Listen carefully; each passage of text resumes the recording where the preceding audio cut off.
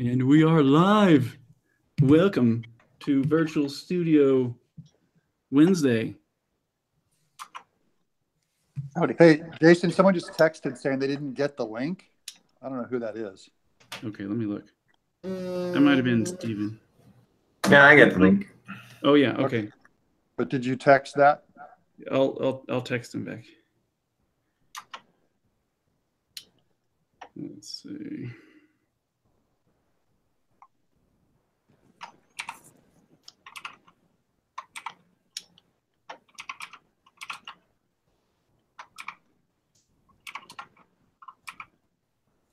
Man, it's pretty funny. Daniel sounded exhausted in that email. For him to give this up, he's just like, guys, I'm not going to make it. He was so heartbroken.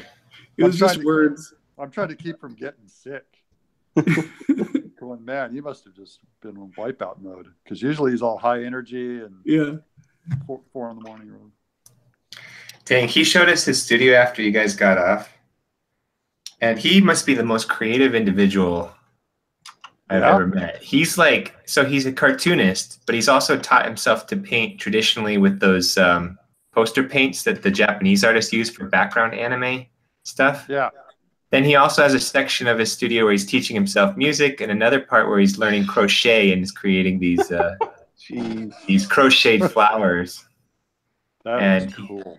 He just has so much stuff going on in his space. It's pretty impressive. That's a Leonardo. That's a true Renaissance man. Yeah. I'm a bum. I just make comics. Yeah, you've narrowed it down. And it's not like he's super lacking in comics or anything. Like, it's not like it shows in his work. You know what's funny, Michael? You sound so much like Ethan Nicole. I don't know if you ever heard that before. Well, that's not Michael. Because he's not your laugh sounds so much like him, and just your regular voice when you're talking, going, that sounds exactly like Ethan Nicole. Well, this is Josh. Funny. Mike's on mute. Oh, I'm sorry, Josh. Ulrich. It's all good. I'm just saying. Doug. Sorry, is that Josh, you sound like Ethan, and you laugh like him. Doug, is that a Creature Tech commission? Yeah. Ooh, I just read that book. I just reread it. I've been kind of freaking out that I'm getting to do Google Hangouts with the people that I looked up to in high school. So it's not to make you feel too old. Yeah, but I went through and reread a bunch of stuff, and I'm like, oh, this is still good. Yeah, it still works. Very cool. Yeah, some big fan was one of my Kickstarter guys, and he said he has all my other characters, but he didn't have an original of the Old Man and Katie, the Meat Man, and a Space Eel. So he asked me to do a commission of just them in one piece. So I'm really good. Anyone who asks for Creature Tech, I'm just ready to buff this thing out. And then I've got one of these. Here's a Earthworm Jim. Oh, cool. Big one for another guy. So and you've gotten a lot better with your inks and everything since Creature Tech. Oh, thank you. Yeah. Creature Tech was real. I looked at that. I looked through the comic to get reference for these characters again. And it has the quality in it that I couldn't do now. But a lot of it is a lot more kind of gestural and a little more, I think I was a little more bold in my ignorance. That I was trying more funky things. So it's more crude, but man, I was just going for it on that. And I have a respect for that, but I don't know if I could ever do that book again. Yeah, there's almost a violent energy in some of the brushwork. Yeah. I was studying Kyle Baker a lot. That You Were Here and Why I Hate Saturn and I Die at Midnight were, I think, the 3 books that were out at the time. And Kyle Baker is just a big hero of mine. His quality, jollity. And it was funny because I met him at Comic-Con one year, and I gave him Creature Tech, and I said, Kyle, you're my hero. I just started just spilling on him. And he's very chill and very kickback, like, hey, oh, okay. And then I tell him I made Earthworm Jim. He's like, Earthworm Jim, I'm like, dude, there's nothing to it, man. Don't get it. You're Kyle Baker. I got the same thing from Mike Mignola when he found out I did Earthworm Jim. He's like, "You did Earthworm Jim?" I'm like, "Screw that! You did Hellboy." Shut up, Jim. The fart, man. You did Hellboy.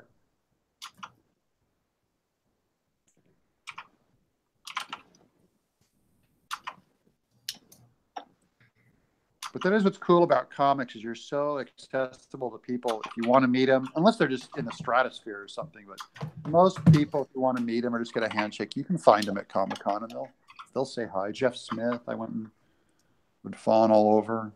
Mm-hmm. Very accessible. We met him and we snuck into the Scholastic party. Oh yeah, yeah. That's really fun.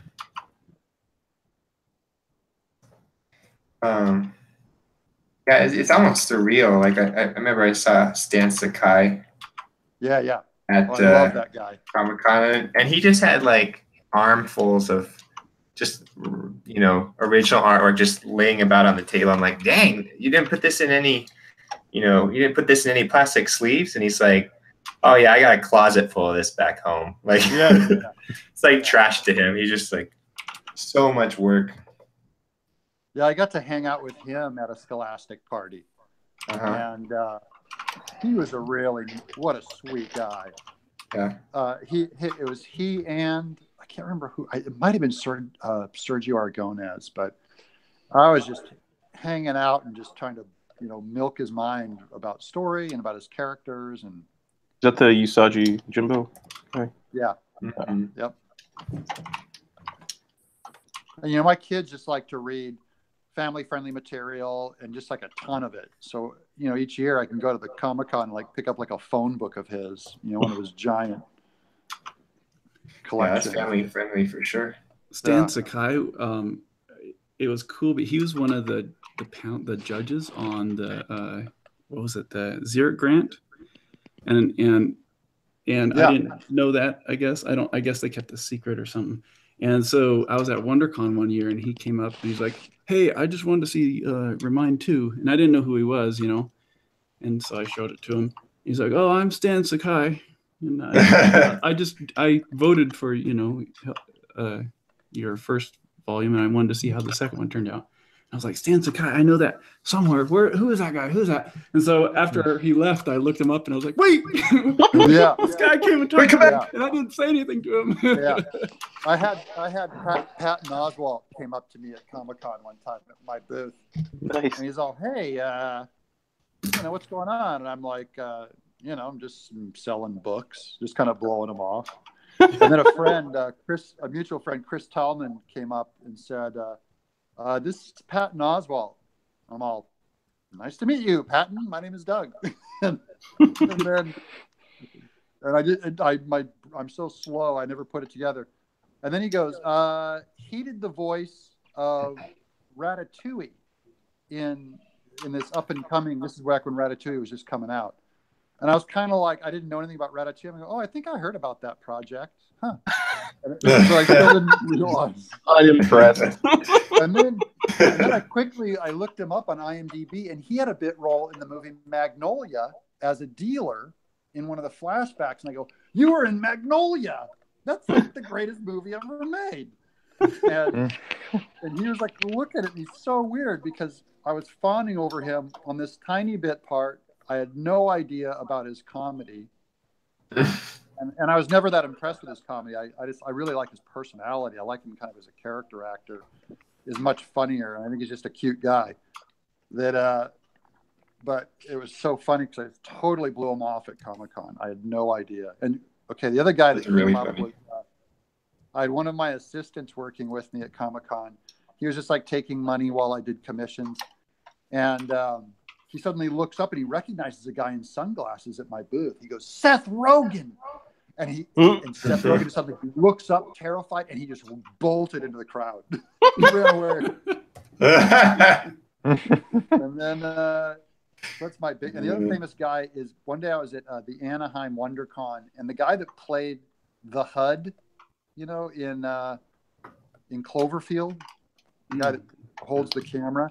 Oh, he walked to my booth and he goes, "I'm a comedian." And I go, "Okay, I'm a cartoonist." And it just, I never put it together. And then he goes, I played HUD in Cloverfield.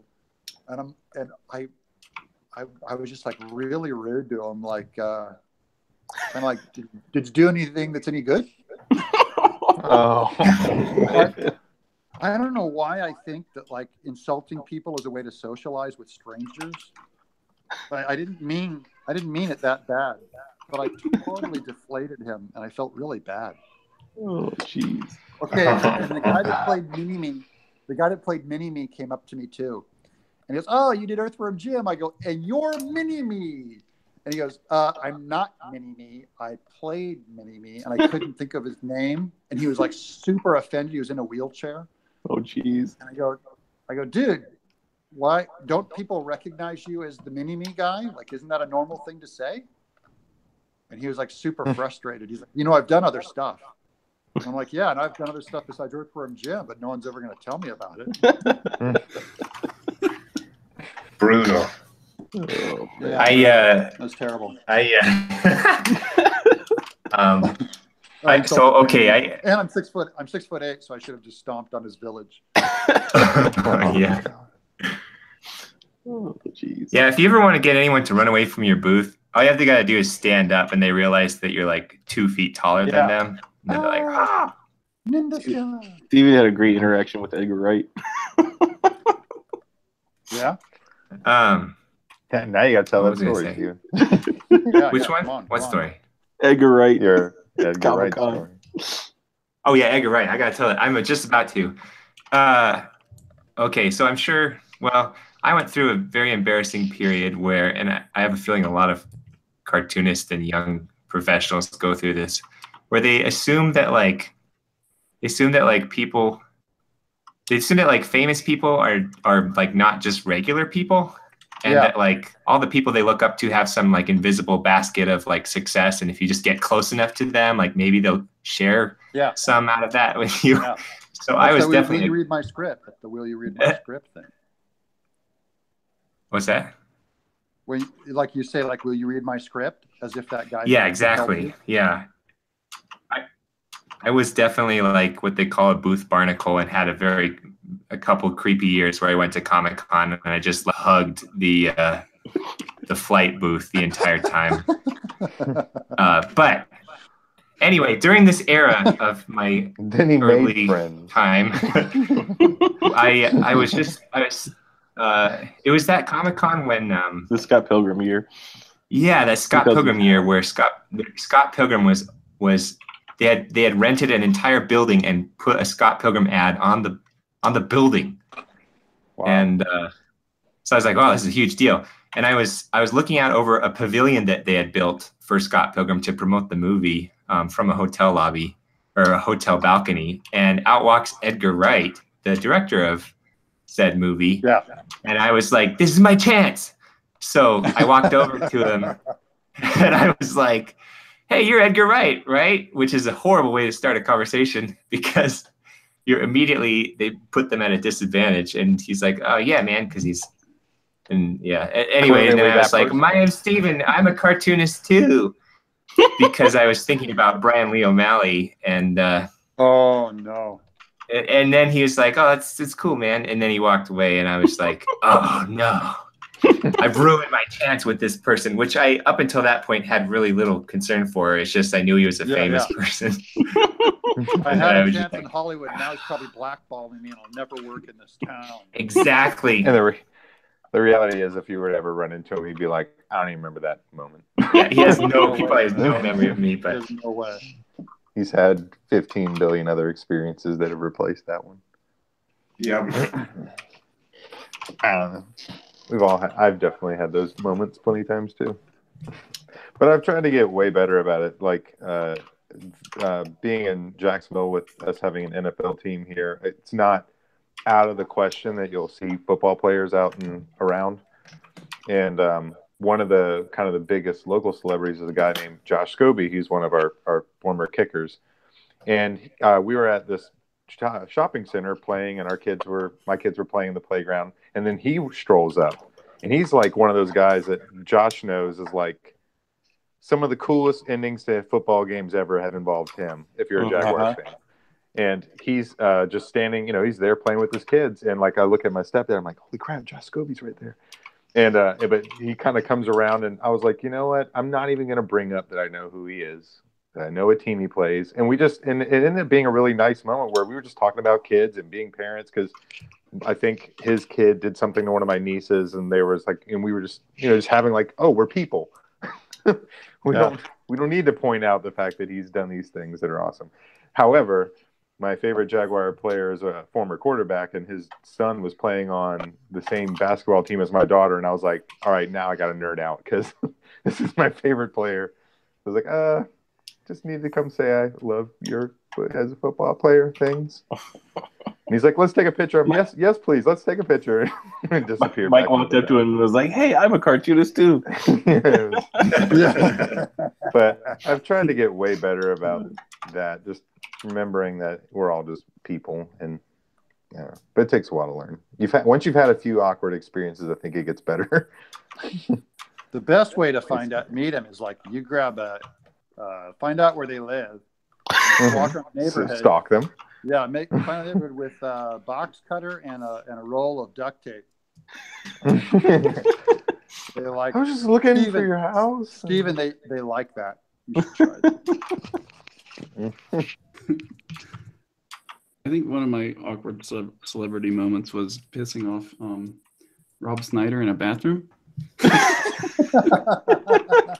Is it an awkward moment or is it a victory? That's the question. It was on the set of Deuce Bigalow. I did storyboards for that movie. No way, you did? Yeah. And how can I even know about that? That's cool. Yeah, it's weird. It's like my storyboards are all over like the DVD, like in the special features, and even if you look up IMDb, you see that movie. All the pictures are my storyboards, but no way. They don't credit How'd me. you get that gig? It was just through my storyboarding agency, Famous Frames. They would give me pretty legit jobs. So I was storyboarding. I was working with Mike Mitchell, the director, and I'd just be in a room, and so I had to use the bathroom, and I'd go in there, and Rob Schneider walks in and is using the stall next to me. He starts like saying all these dirty jokes, and I don't say anything. I just like keep going to the bathroom. Because you're going to the bathroom. and I'm like feeling weird about it. I don't like talking to people when I'm in the bathroom, and then finally he realizes I'm not laughing at his jokes, and he's like, so did you read the script? Or what do you do? I'm a storyboard artist. Did you read the script? Yeah. Did you think it was funny? And I'm like, By this time I was already kind of awkward enough, and and he was a celebrity, so I didn't know how to answer. And then he just got pissed off at me. He was just like, I hate all these yes people. Like, everyone just is a yes man, blah, blah, blah. And he's like, I don't know what exactly he said, but he just kind of stormed out mad because I didn't laugh at his jokes and didn't think his script was funny. Well, does that make you not a yes man? Yeah, that's exactly what I thought afterward. I'm not a yes. He's pissed off because I'm not like cracking up at his stupid joke. And so then I guess apparently he went in and talked to the director and just laid into me, wanted me to get fired and stuff. And so that storyboard artist is not on board. Yeah, get rid of him. Who is this guy? Where'd you find him? And so I talked to Mike, and I don't know how much I should share about what Mike said, but he was on my side. So I guess I shouldn't say too much online, but tell all. I don't know if they have a relationship. Because he might talk to Edgar Wright and blackball you. There's a whole society of like famous people. They just get together and share names. And they're like, don't talk to that guy. He's horrible at the urinal. But I still kept the job. So he was like, don't worry about him. But yeah, that was kind of embarrassing. Funny. You might get screwed out of working on that Deuce Bigalow 3. Exactly. You could have storyboarded everything funny. You could have storyboarded it all funny and changed the course of history. If you made it funny, we could have rewritten it. I did. All the scenes that are funny are the ones I storyboarded in it. Yeah. You threw out the script and you made something up. One of my sad facts is that I've seen that movie more times than I care to admit willingly. I'm not a Rob Schneider fan. I don't think I've ever seen that movie. Who is? Apparently, young Michael. Yeah. It's weird because I think he's a really funny, appealing actor. Like, I think he's really funny. But I can't think of anything funny that he does. So it's like, I just think like he has this ability, but he makes wrong choices in like what he chooses to do and that kind of thing. It's like wasted ability. Yeah. Yeah, it might have been. At some point, he just became the quirky, funny bat guy. You know, somehow he got the second leg in an Adam Sandler joint. Like, like as the dumpier version of the dumpy things that are already taking place. Yeah. And Adam Sandler's another one that whenever I've seen him try to be legitimate, you're like, dude can do this, but he ends up doing a lot of stuff that's really weird. Did you see him in Spanglish, that Brooks film? No, he was good. He was good. I saw him in that. What's the one about 9/11? It's He was in a movie about 9/11. Yeah, it was. I think it's like Reign Over Me. Yeah, Reign Over him and Don Cheadle, I think, are in it. That's right. I remember. I forgot about that. It was a pretty good movie. I mean, about a guy dealing with the fact his whole family died in the tower. You know, the Twin Towers. So it was a pretty good movie. And it's like, guy can act, but then he does, you know, the other stuff that's just. His original works are just bad. Yeah, I tried watching. Just all about him being angry and like having a hot wife. That's basically every Adam Sandler movie. He became popular. My favorite is when he did the monkey's voice in The Zookeeper, and it's hilarious. It's so bad. It's hilarious. It cracks me up. It's so bad to see Adam Sandler do a funny cartoon voice. It's terrible. When he became kind of more prevalent was like right when I was in high school. So like everybody was obsessed with like Billy Madison and stuff. Yeah. And I tried watching Billy Madison again a year or so, and I was like, this is so bad. Yeah. I wasn't laughing. I was Everyone like, this is a bad Madison. movie. Like, yeah, I didn't like it. But as a kid, I thought it was hilarious. But well, as a kid, like you can just say boner and you laugh. So like, it's not that hard to laugh at Adam Sandler. So Spain, from that movie. Doug, you have gone. You've been sucked in the Matrix, Doug. He can turn it on when he wants to, and then he's not using his ability. Mm-hmm. Who are you talking about? Adam Sandler. Oh, Adam Sandler. Sorry, I was trying to text someone. We're basically just trying to listen to the recording. Trying to offend everyone in the Adam Sandler crew. Get them to stop watching the stream. Let's move right down to the next one. But I mean, I get why that movie was, I guess, funny to high schoolers. But I've had like adults are like, "Oh man, I still love Billy Madison." I'm like, "Have you watched it again recently?" Yeah. It did not age well. It doesn't age well. Doesn't hold up. No, I didn't think so. Yeah. I was like all excited to watch it. I was like, "Oh, let's put that on the background. That'll be fun to watch while I'm working on comics and stuff." And I was wrong. That was a wrong decision. Oh man, I was just channel surfing. I don't know if it was Amazon Prime or Netflix with the kids, and the movie Atlantic Rim came up. Oh no! It's like a $2 knockoff of Pacific Rim. It is the worst. It is one of the worst things I've ever seen. Like the acting is so atrocious, and it made me respect like every director ever that didn't make something that bad, which is like all of them. Like they make Billy Madison look like Dr. Strangelove. It was just man, that was bad. Atlantic Rim. Definitely don't watch that one. I saw that the other night when not the movie, but the image. You on watched Netflix. it. No, yeah. Now you have to watch it just to see how incredibly bad. You'll shoot yourself. That's dark. Hey guys, Jake Parker just joined. Welcome, Jake. Hey guys. Hi, Jake. Hey, Jake. Got the Jake, camera Pleasure to make working. your digital acquaintance, sir. Who do we have here today? All right, everyone say their names and introduce yourself. I'm Jason Brubaker. I am Josh Ulrich. You're what?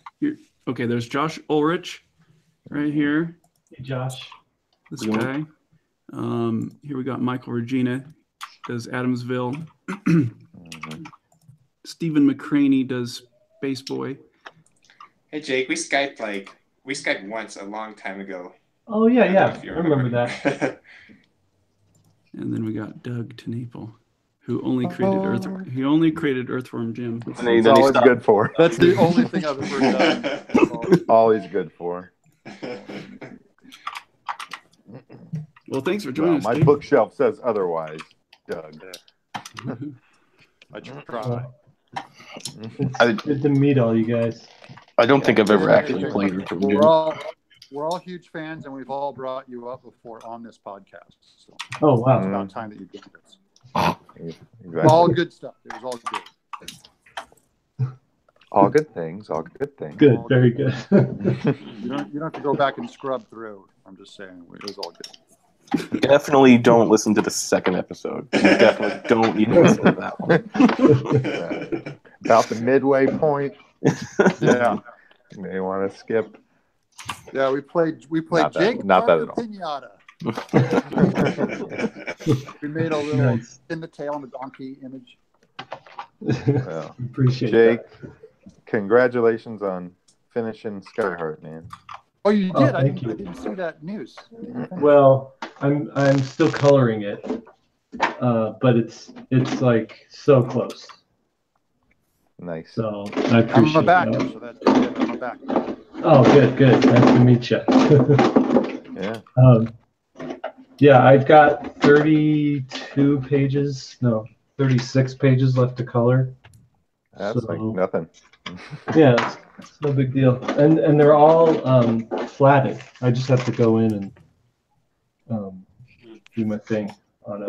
Are you coloring those yourself now? Yeah, I am. Nice. Yep. So What happened? Oh, I guess maybe if you can't share, what happened with your colorist? Did he just move on to other stuff? no, so he was doing a good job, and I actually didn't. I wasn't really art directing him a ton, and I just said, just kind of do your thing.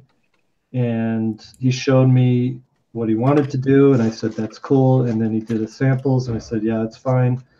And then he colored the first two the first two chapters, and I sent them to my agent, and she's shopping this book around to get a real publisher, and she was worried that his coloring style didn't match my coloring style, and all of the promotional materials that I had made for Skyheart was colored by me in a very specific style that did not match what he was doing. And so she's like, I can't. It's kind of like a bait and switch. What you're selling it as is not what's on the inside. And so I took a step back and realized, I kind of like the way that I was doing things better. And so I just paid him for his work, and then said, maybe we can. I asked him if he wanted to color it in my style, and he wasn't too interested in that.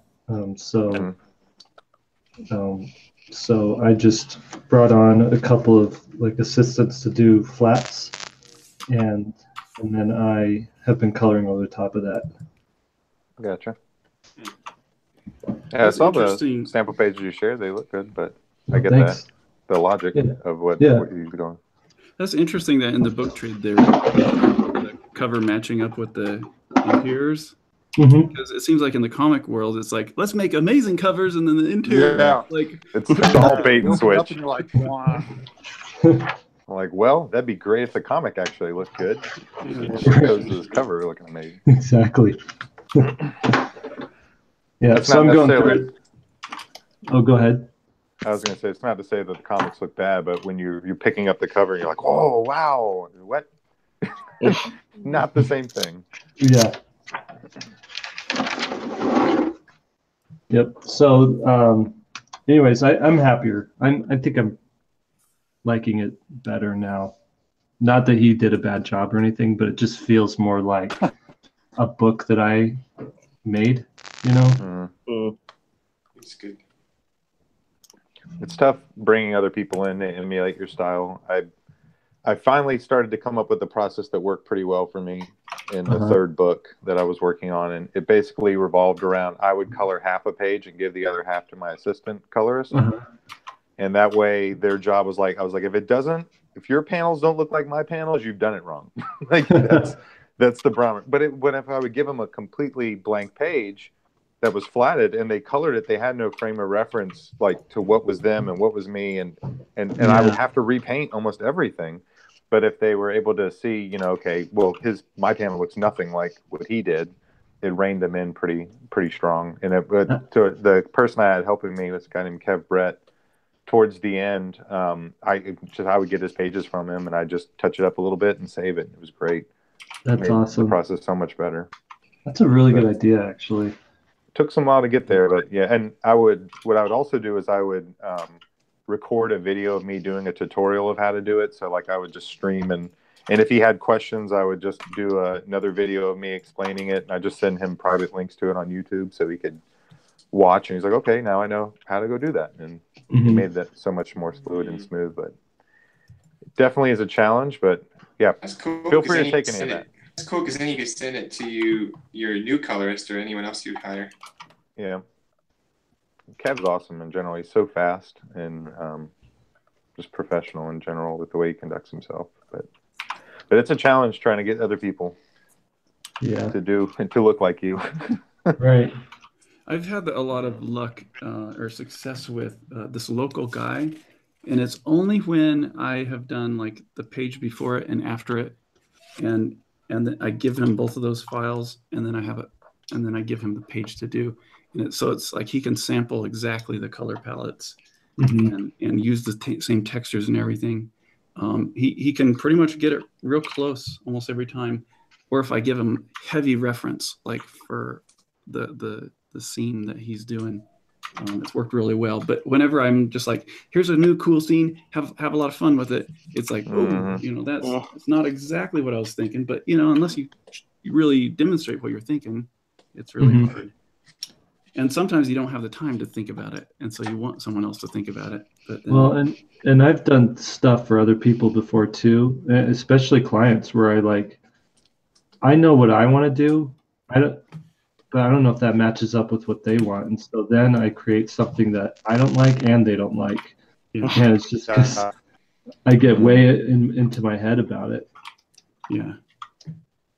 So it's not easy. I mean, I wouldn't it's no judgment on an artist whether or not they nail it or not. Like even I know Scotty's been working with the same colorist for years, Scotty Young, and even when he was doing when he brought him on for Rocket and then for Fairyland, there was still art direction that he had to do with them, and it was just like, here's how I want it, here's some examples. There's a few things, and it took a few passes in order to get it there. But once he got it, he was on top of it.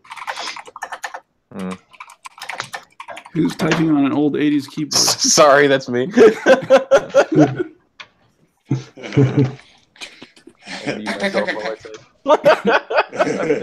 Keyboard just goes crazy. It seems like a rare instance where you get a situation where kind of like Jason has become with Kazu, where you see it was kind of emulating him, and now you see it and you're just like, you see all the stuff that Jason adds to it. Really adds a lot to the comics page, just because that's what he's devoted to doing. Yeah. I think what's cool there is Kazoo has spent so much time. They've worked together for maybe 10 years now. Yeah. About that, or I think it's been at least 10. So eventually, you'd hope it'd be like that by now, right? Yeah, eventually.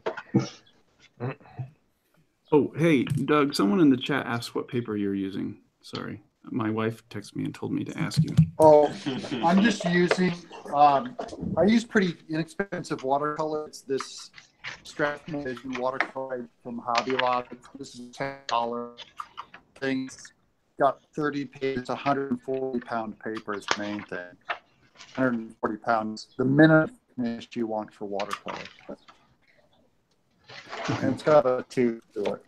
It holds color well. There's more absorbent ones, but this one I like. It's like the middle ground between a real flat paper and something, good absorbency of water. Awesome. Okay. Oops. Cool. Thanks. Oh, actually, now that I'm thinking about it, Doug, Shelley said that you were in Idaho talking to like Indy Wilson or hanging out with him. Is that true? Yeah, he's a buddy of mine. That's true. He's a good buddy of mine. Oh, really? Okay. Were you talking about maybe potentially doing one of his graphic novels, because he put the call out for artists to convert his books into graphic novels? I know. Yeah, he talked to me about it. And what? I said no. Yeah. Hit him up, no. Michael. Oh man. Yeah, I'll recommend you. He's looking for guys. But the first 100 Cupboards book, I meant when I read that. Oh, yeah. Holy crap! Like Indy, he's such a good writer, man. He's so good. He really is. His book, Notes from the Tilt-A-Whirl, I read it and I'm just like, who writes like this anymore? Like, yeah, in like the best possible way. You know what I mean? Yeah, he's very so good. I got to spend a bunch of time with him. It was in September or October, somewhere around there. They invited me out. I was a keynote speaker at their writer conference for their school. Yeah. And my thing was, I love Nate, but and he's come out and we've hung out before, but it was Doug Wilson that I was just really fawning over. His dad, theologian. I'm just going like, okay, tell me about this. He is so brilliant. Explain your perspective on this thing. Yeah, exactly. I got to just hang with them, and then the writers' conference was really neat. Great student, and they gave me, I think, two lectures and a panel. And on one of the panels, they put me on a panel with Doug Wilson and Nate, of course. But I'm like, Nate, okay. He's like, dude, that's just my dad. But they invited me over to have dinner at the dad's house with the family, and then that's awesome. This is just so cool. The way I just assume God does it, but I'm hanging out at college, and Doug Wilson's brother comes up to me and says, which book should I get? I go, you should get this one. This is the one that I'm about. I'm a big fan. He goes, wait a minute. Are you a herpetologist? Like, yeah, I mean, amateur. I convinced. Hey, Doug, you're breaking up pretty hard. Oh, I'm sorry. That's okay. So he goes, you're a herpetologist? And I said, kind of an amateur one. I've been collecting. He collects turtles and reptiles. And he goes, they have a giant Idaho salamander in the woods. And he goes, after we have the family dinner tonight, maybe you want to go herping with me. And my face just lit up. I go, are you kidding me? So this guy, he's written a bunch of books and stuff that I've read on reptiles and amphibians and on evolution and stuff like that. But I just didn't put the name together. And after dinner, he and I took off, and we had to dress, real warm because this is in Idaho in the fall. And, the family's like, oh, there they go, the amphibian whack jobs. And he and I, and it has to be late at night. This Pacific salamander only comes out at night. And he said, it's very rare to find these. I've been out here, and I can't find them spawning. I said, I'll find them. I'm the luckiest herper, in the world. Like I'll turn over rocks and I'll find you one. So he takes me out to this real obscure mountain, and the whole time we're talking about just theology and nature and amphibian anatomy and all this stuff, like their breeding and stuff. And then we get to these deep woods, and he gave me a little head flashlight, we're going around, and we go to this river. Sounds like the beginning of a right horror around movie. here. Yeah. And I started flipping logs and turning over rocks. And within about 15 minutes, I found a Idaho giant salamander larva in the water. Wow. He was blown away. Whoa! See? I know what I'm doing out here. How big is a Idaho large salamander? They get up to I think they get up to about a foot, but these were youths. Whoa. So because this is what's so cool about going with an actual biologist is, he wanted to document it with photos, and all the photos he'd hold out like a measuring tape so we could actually document the approximate length and where we found them on the map and all that. So it was kind of my exposure to real herping. And then That's cool. It was just such a weird small world thing. And he said he'd recently gone to a conference, and he's a big fan of Nancy Piercy, and she's a friend of mine too from teaching at Houston Baptist. She's just my favorite apologetics lady. They had gone herping because her son was into it, and he'd gone out reptile hunting with Nancy Piercy, which I think is just one of the coolest stories. That's so cool. Her book just came out, Love Thy Body, which is amazing. But it's it's full of arguments against transgender and all that, so I won't even bring that up. But it's a good book, and she is a profound thinker. So spending time with the family, I got to herp. The guy's house I stayed at was a Hollywood director who's out there. He just transplanted out there, and I felt like just a member of his family. And he and I, we've always been, not always, but over the last couple of years, we've gotten pretty close. But this was really intimate, really just an amazing time. That's cool. Yeah, it was just weird. So yeah, Nate Wilson. And Doug Wilson, or his dad is. I became aware of him because of Nate, his son's work, and then I've been listening to a bunch of kind of gatherings with Doug and John Piper where they're discussing eschatology. He did a night on eschatology together. Really cool to hear Doug start to break some of his perspective on things down. He's brilliant. If you don't have his podcast, get that. It's called The Plodcast with Doug Wilson. Okay. It's just fantastic. Basic bread and butter theology. He always reviews books. They're all my favorite books, like Planet Narnia and G.K. Chesterton and Woodhouse. He's an amazing. Yeah, check it out. Yeah, it's good. So I learned about Doug Wilson I was a fan of Christopher Hitchens, the atheist. I would watch all of his movies. And Doug Wilson, he had done a big debate tour. The Collision tour. Around. It's fantastic. All those videos. It's a good documentary. It's on, I think it's on YouTube somewhere. Yeah, and that I think Nate Wilson directed that documentary. So it's a good one. I'll have to check this guy out. I have to check out what he's saying about adapting his stuff to graphic novels. That's cool. So how did you meet? How did you first come in contact with the family years ago, Doug? I think it was Nate reached out to me on Twitter, and I didn't know who he was. My kids had read 100 Covers. Okay.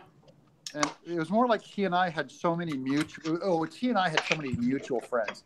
They invited me out here probably 4 years ago to speak at Hutchmoot, which is a kind of an artist's kind of gathering with a guy named Andrew Peterson, who's an artist.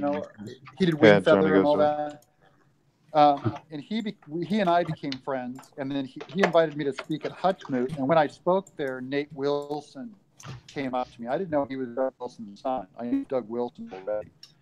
But he and I kind of hung out and just talked theology and just really hit it off about the arts. Kind of, we're kindred spirits.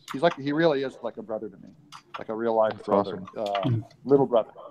And then he'd come out and we'd visit now because he has.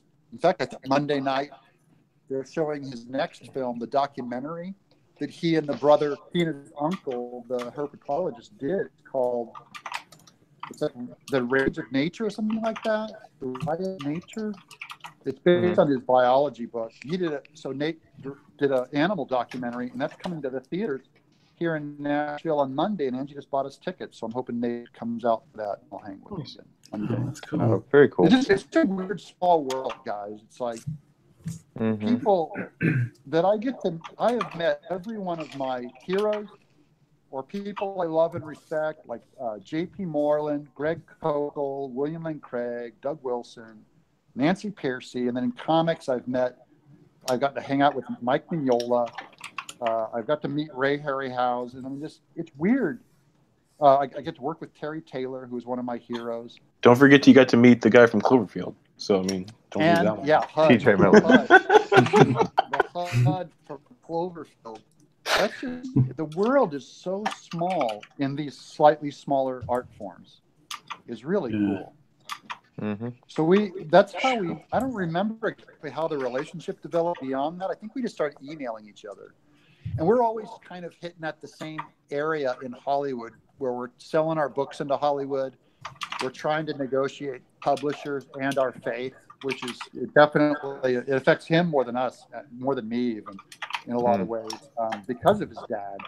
So that kind of inspired him just to buy his own printing press. So he bought his own printing press. And I got to go to hang out with him at the print shop and see it, because he's just kind of waiting for the other shoe to fall with publishers where they won't even publish him. That's sad, but possibly true. We talk about this kind of tactics, which is really cool. It's when I first started getting into trying to make Adamsville, I had an agent originally who was shopping the book around. And I guess I got in contact with one of the agents, or he was talking to one of the agents or the editors at Abrams, and I was reading, I think I was reading 100 Cupboards at the time, and I knew that Abrams published Wilson, Indy Wilson's books, and so I just sent him an email, and I was like, "Hey man, I love your stuff," and it just was kind of saying what was going on with that experience. But he took the time just to write back real quick and wish me luck, and obviously nothing came of it, but. He's definitely one of those writers who I've really grown to really love and appreciate over the years. He's a great. I love artists, but I always love them more than the art, because if the art's good, the people are even better. Like the art's a dim reflection of who we are. So when I look at you guys' work and I go, "Oh, that art's so cool," but as you get to know the person, you go, "This person who is crafted by God is an even more amazing artwork." And that was always the thing with Ethan Nicole and I. Like I met Ethan Nicole, and he was just like trying to get to know me through Creature Tech, and he and I became like best friends. And after a while, we just stopped talking about art, and we ended up just talking about life. Like we realized when people love each other, the person that you're with is more amazing than the famous thing that you thought they did. Right. 100%. Kind of what I dig about hanging out with all you guys is made in the image of God is just amazing. I love God's artwork. He's not a hack. He's decent. You can check him out. He gets good. He's done a few things. I give him a thumbs up. He's done a few things that are important. I agree. The guy gets around. So there was a stretch where I got to where I started realizing like how many people of faith are in this industry, and when I was discovering like your work, Doug, and Indy Wilson's work at the same time, and I was so encouraged to find people because I always felt like such a loner. One as a comic book artist, but then as a comic book artist who was also a Christian. Yeah, just like, how am I ever going to find my people?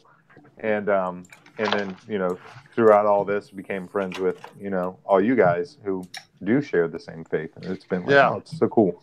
That AL American Library Association conference was so surreal because almost the entire comics section was Christians or people of faith. They had, let's hear. Well, Jason was there. Jason, Michael, Josh, me, and then Mike Mayhack. Alan Moore. Alan Moore was there. Alan Moore.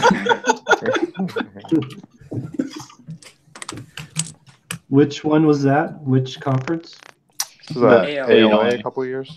Oh, a couple of years ago. It's Orlando. Yeah, we got to make it over there, and that was a cool experience in general.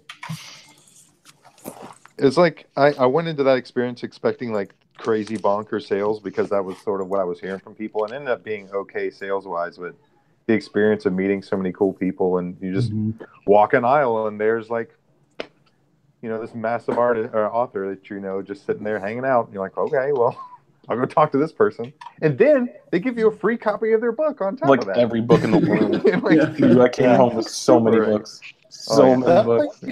That place, that ALA was where I met librarian, as you should. The librarians, my work with librarians really picked up after I went to that one year. Elastic, I don't know, 7 or 8 years, 7 years ago. That. And man, librarians just attacked me. And from on, they were huge supporters of my work. That was really good. Such a challenge, though, if you're self-published because you don't have access to those channels. And because I tried when I was there, I had an email list, and I was trying to talk to the librarians because I knew a lot of them were there looking to pick up stuff for their libraries. And I would, took their, anyone that wanted to sign up, I was like, hey, I'll send out information on how you can order books, and nothing ever really came of it. And so many of them that I know, they kind of have to go through certain ordering channels, or so they say. I will take their word. They might have just not been interested. There's that possibility too. But I was like, man, I really wish that there was an easier way to get into those systems. But like the local library system here in Jacksonville is like, it's so hard to crack. It's got to go before it's not like one library could just order their thing. It's got to go through like their approval board and all these other things before it actually gets ordered by anybody. So, how many free pens did you take home from the ALA convention? I don't think I got any. Yeah, I got a ton of books though. Yeah, there was no room for pens with all the books. I went around all the booths, and I would they'd go, pen? Because they're all giving away free pens. I came home with like 120 pens. Like, a free pen? Are you kidding? I'm gonna get a free pen. I mean, if like Pentel was there, that'd be a little different. Yeah, right. Yeah. I remember going. Oh, go ahead. Shelly and I went, and we brought all kinds of books because it's like you, Michael, we thought, oh yes, we're just going to unload these things. And then you get there and you realize everyone's giving away books. No one buys books there. It's not even the point of the show. It's just give everyone books. And so we were like, great, we're going to spend another $500 to ship our books back, or we can give them away and take a smaller loss. And so at the end, we were just giving them away too. And we took a pretty big hit on that one, but I think. Did you ever say anything? That was when I first met Chris Schweitzer was there. Oh, cool. At ALA, and I go, "Hey, your art's good," and we introduced each other with corresponding. That was a real cool meeting. Hey, he's a cool guy. I met him at Lexington Comic-Con. I really want to meet him. He seems like his approach on everything is like really thought out. Yeah, he's great. He's methodical, man. He's a good guy too. I pinged him one night just to ask him some publishing questions, and I thought maybe he'd give me 30 minutes of his time, and next thing you know, we've been on for 2.5 hours, 3 hours just chatting. I was like, this is awesome. Super nice guy. Yeah. And he can grow a killer beard, man. Yeah, he can. Yeah, he can. Beard. Monster beard, man. He looks like a lumberjack, just as a person.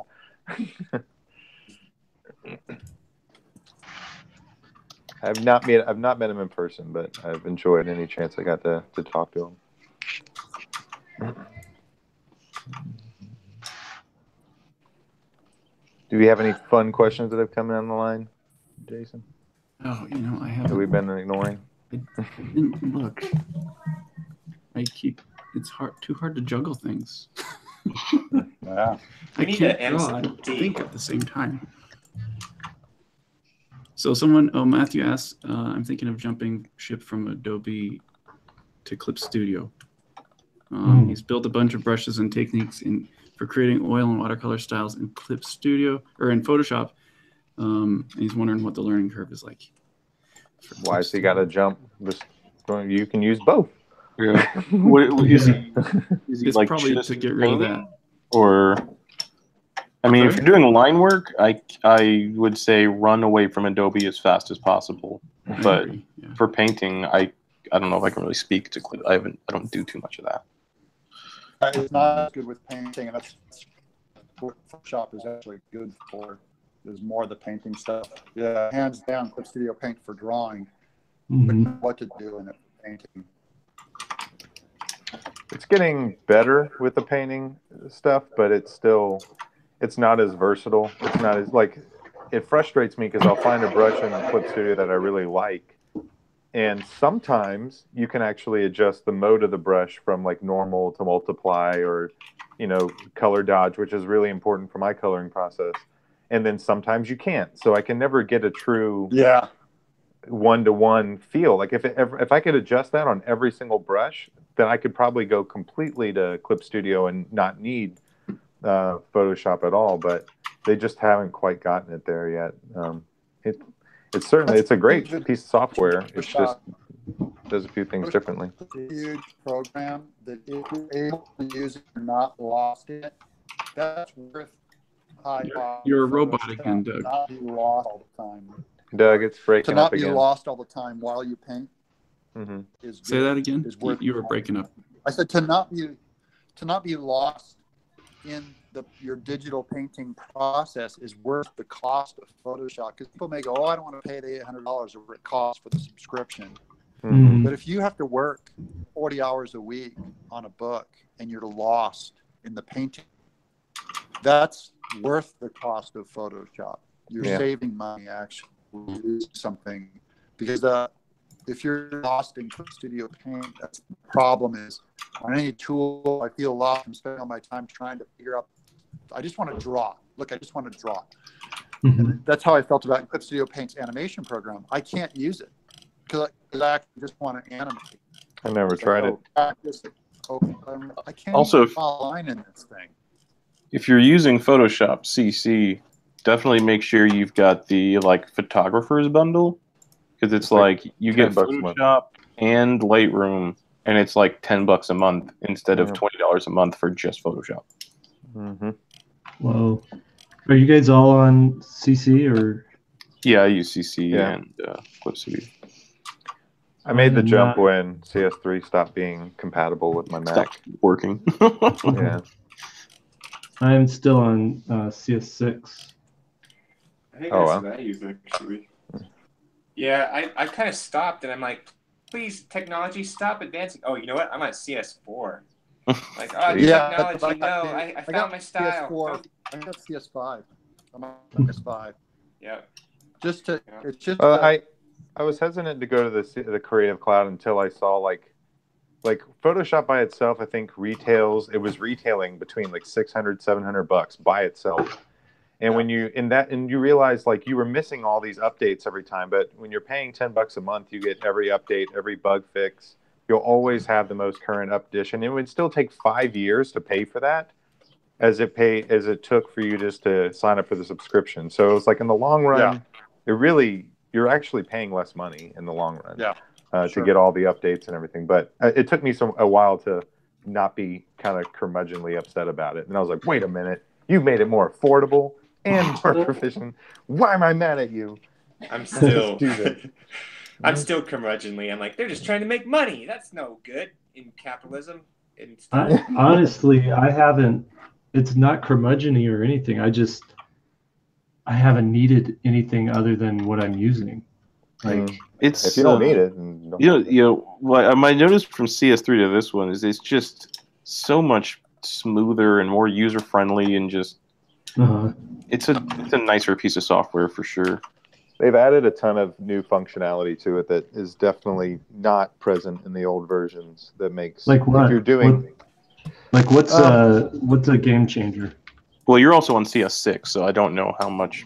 Yeah, I was on CS3, but a lot of the stuff that I'm really appreciated is sort of in the more artistic tools, like some of the actual, they've added in paintbrushes that actually pick up and carry color if you're doing that sort of work.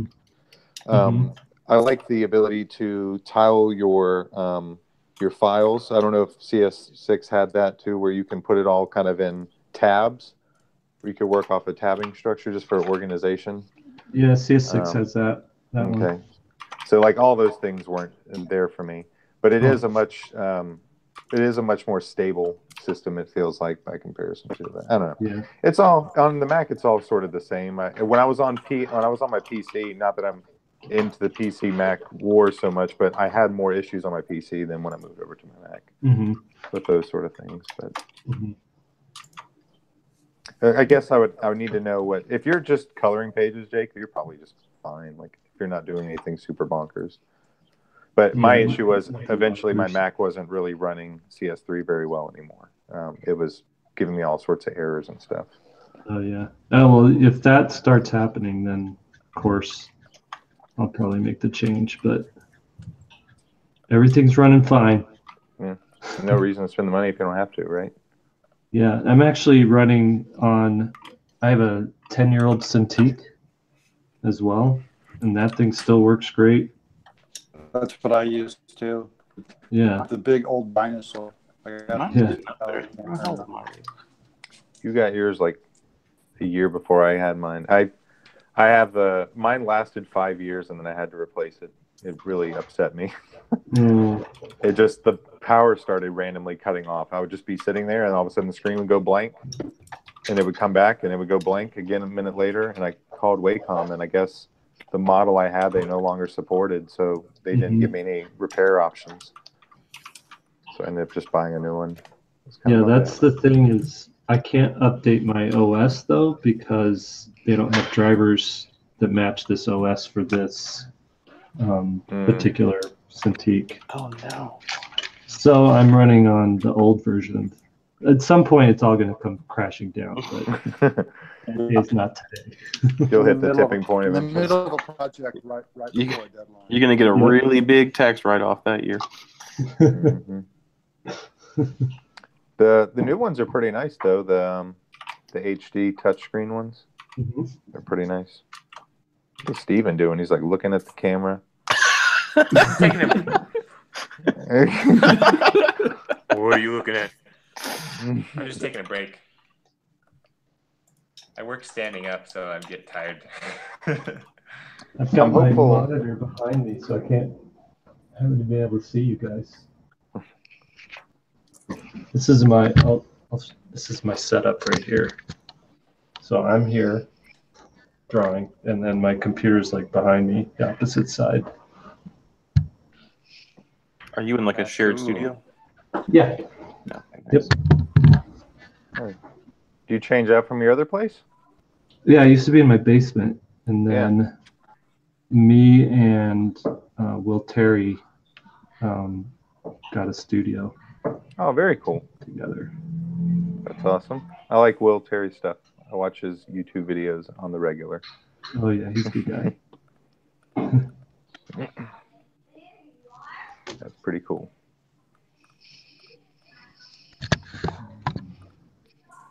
I share my studio with my 3 children,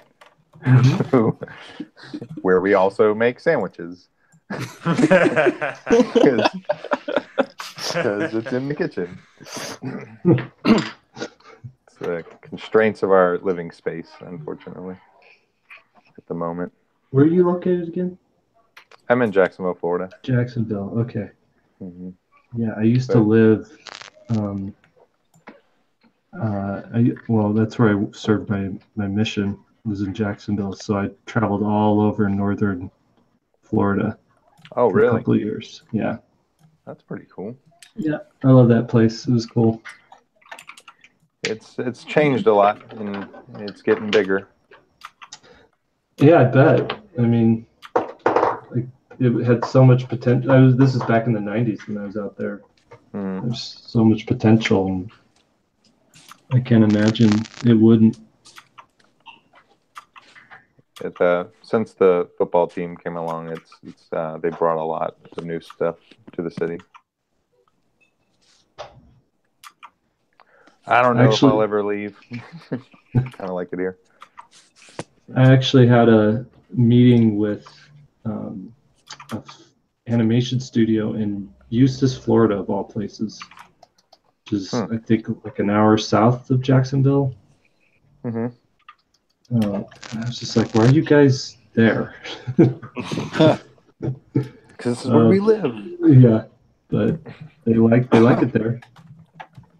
and they have about 20 or maybe it was 40 animators. Mm-hmm. Just amazing. They're still going? The place that's still running? Oh yeah. Yeah, I just talked to them last week, I think it was, or 2 weeks ago. What do they do? What's their They do animation for video games. Oh. Like they did cutscenes for Fortnite and Nice. yeah, just stuff like that. Really talented group of guys. What's this Florida? I've never heard of that. I've been here a long time. Well, we also have like a theme park company in town that most people don't even know exists, even though they make like the Justice League rides for the Six Flags, and they've done some pretty prevalent stuff. But you're like, oh, there's a pretty prominent theme park company right in the middle of Jacksonville. I tried to get a job with them for so long, and in the end, I'm glad I didn't, because they travel for like 6 months out of the year, and with the family and stuff, that'd be super tough. Oh yeah. But at the time, I was like, this is the only art job in town.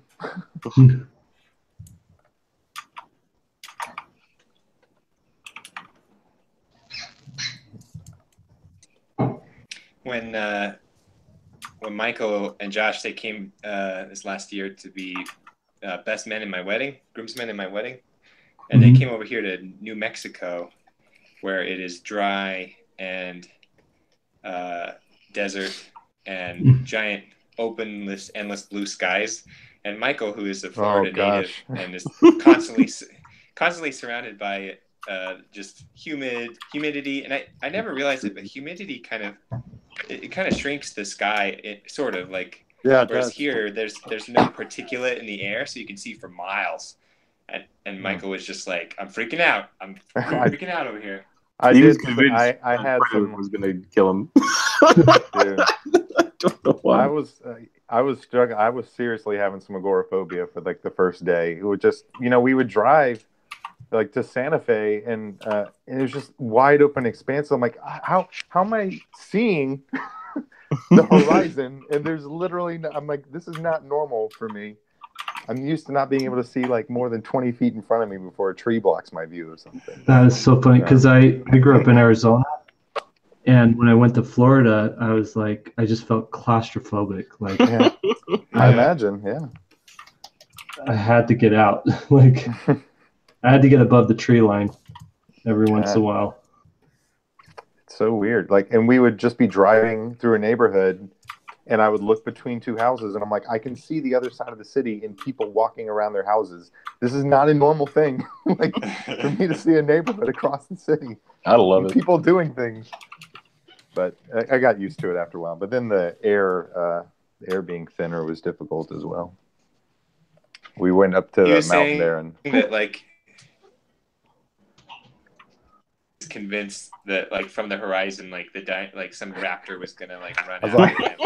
I was like, if monsters are coming out of the mountains, there's nothing I can do about it. Like, they're just coming, and they see me, and I can see them, and that's it. We're just done. There's no place to hide. There's nowhere to hide. I can't get away from them. The dinosaurs can get me. It's a real fear of mine.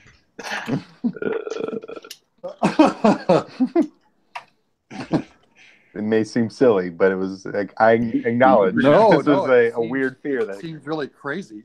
It was a little bit. It was a little bit. Well, that's why, it's one of those irrational fears. Like once I got used to it, it was fine. But the first day was tripping me out pretty hard. Well, it's even kind of like funny that you didn't feel like a mountain lion to get you. It's like you invented raptors. Dinosaurs. Something more plausible. Some guy can come stab you. Well, Doug, like, no raptor. I do make monster books. I do make monster books, so that's the space I live in. Yeah, you just like kept talking about the Predator. Like, the Predator's gonna come down. I think it's kind of a primal fear. Like, there's like, predators coming and get you, like literal predators. But for me, I was confused by it because I was like, what? No, like you could see the predator coming and run away and hide.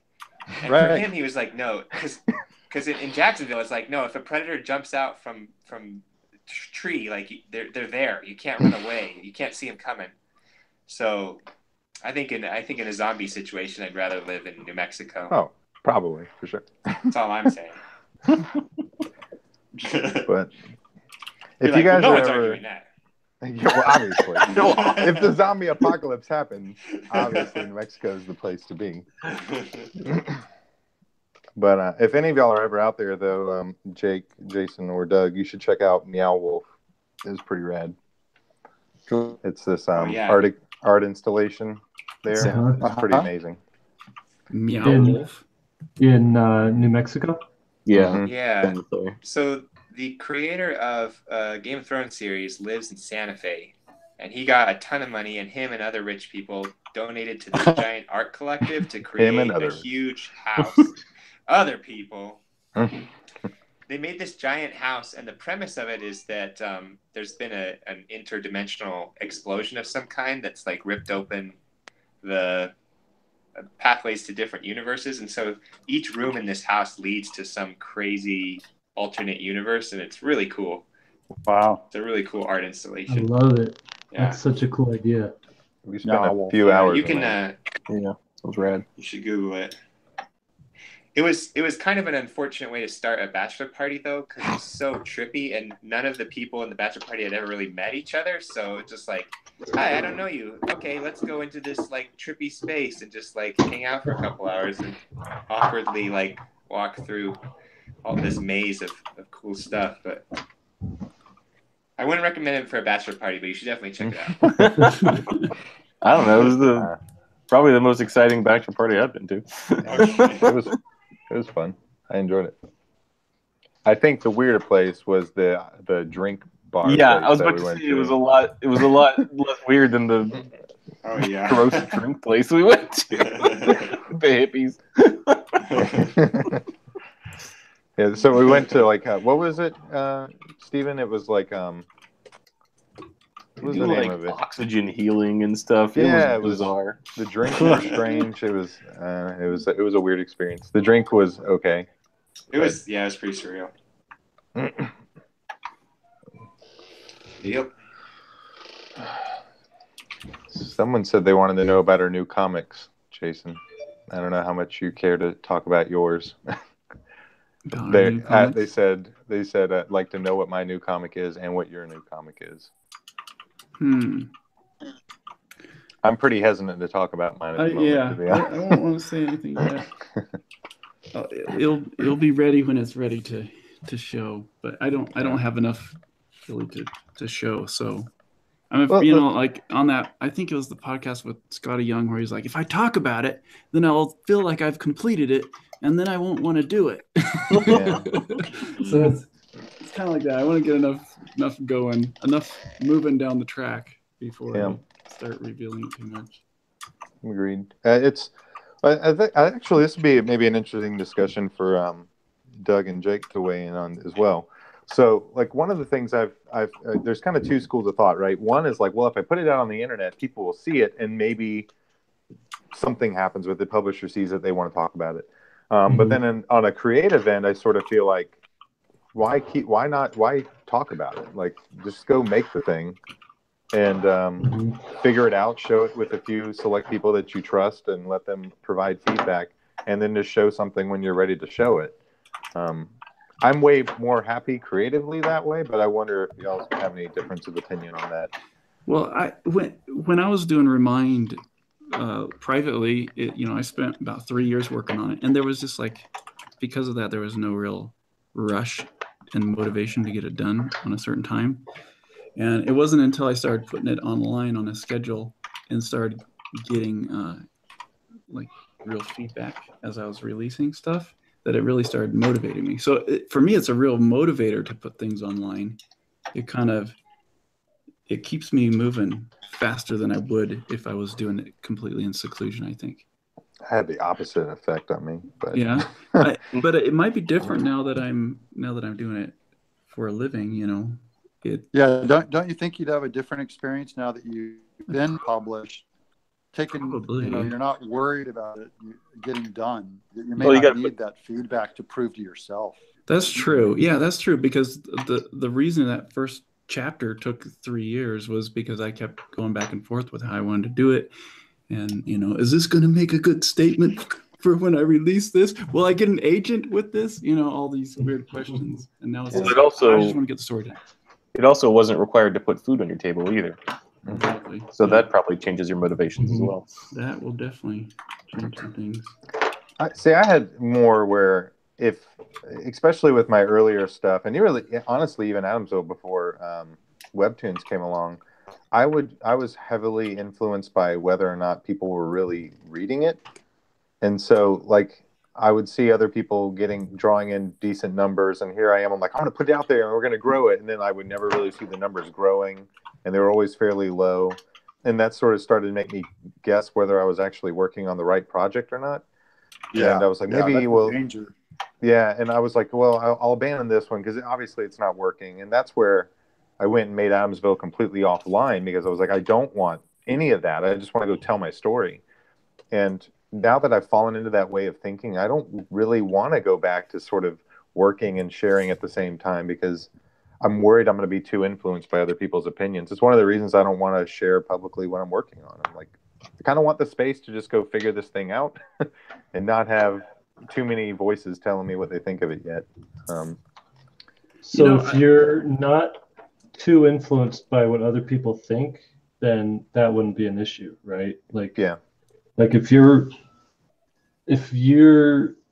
kind of have I don't care, I'm making it for me, I'm not making it for a particular audience, then sharing it is less of an issue than needing that feedback and basing your work off that feedback. Mm-hmm. I'm not saying that's bad. Yeah, I'm pretty I agree with you.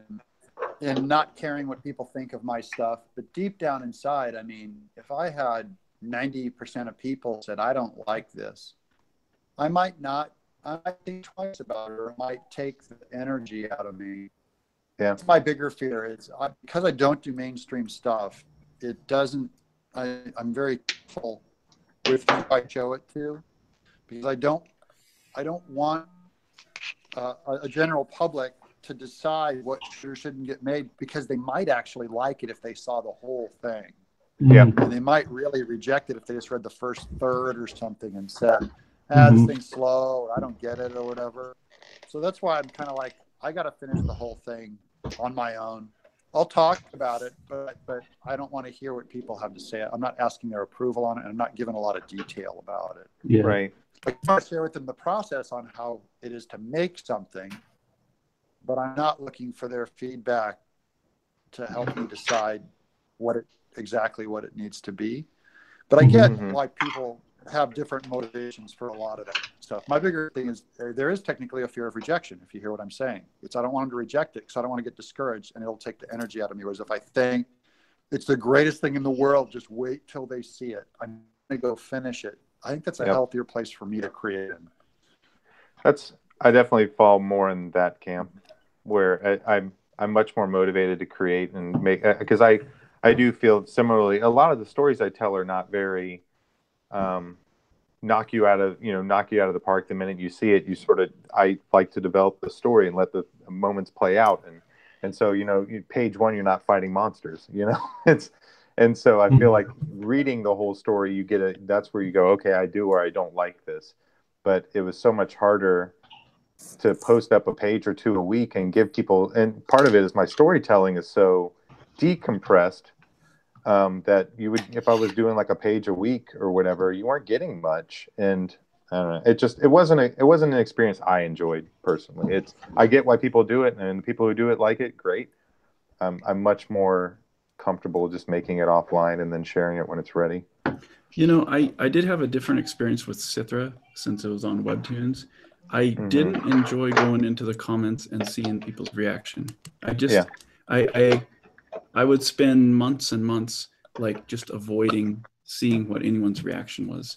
And I think it's because it didn't quite do as well as far as getting an audience there as other things on Webtoons. And the most comments I would get were things like, it's too short, it's too short, it's too short. And I'm just kind of like, dude, I'm doing way more than I ever did with Remind as far as speed. And I'm still giving it away for free, you know, or you can still access it for free. Why are you complaining that it's too short, you know? And so I just kind of got tired of hearing that. But towards the end, there was some real interesting times when people would kind of be debating what's going on. And it would really feed it would really feed the conversations that the characters would have going forward in the following episodes. And at least it would either confirm or give me kind of a reason to detour a little bit to kind of answer a question that a commenter had. So that was kind of fun. And I think the end result of that helped. But it was kind of only after people started really, it seemed like, not complaining. Well, it's when that happened with a lot of Webtoons early on. Yeah. There was an Indonesia thing element. Yeah. And then once kind of people got past that, then it became really much more happy environment. But yeah, I feed off the comments. I love it. The first couple of updates for Adamsville on Webtoons, I was so excited that it was on there. And honestly, I was so deflated by it because a lot of the early comments, there were people who enjoyed it, but then there were people who were just critical of art decisions I had made like 4 years ago, you know, and I was just like, I'm going to do anything about some of these things. And some of it was just silly arguments, to be completely honest. But like the first 3 or 4 weeks, it was painful for me to go to the comments. But eventually, like the people who just weren't in it left. And then the people who stayed around were fun to talk to. Yeah. And they were, and then towards the end of the series, where the people who were in, their comments were a lot of fun to read because they were having, you know, those same type of things, debating what the mystery was and what the conspiracy was and all that stuff. But, I am thinking about, for my next story, trying to do a lot more of it in seclusion, though, or just, you know, maybe even approaching it, I don't know, just a different way where it's not online as readily or as quickly. Jake, I'm curious what you think about it because it seems like you're trying to get the publishing deal than just wanting to put it online to grow that audience. But you do good at growing your audience already. So anyway, I'm curious your thoughts. I'm actually of two minds right now as to what I should do with Skyheart, because I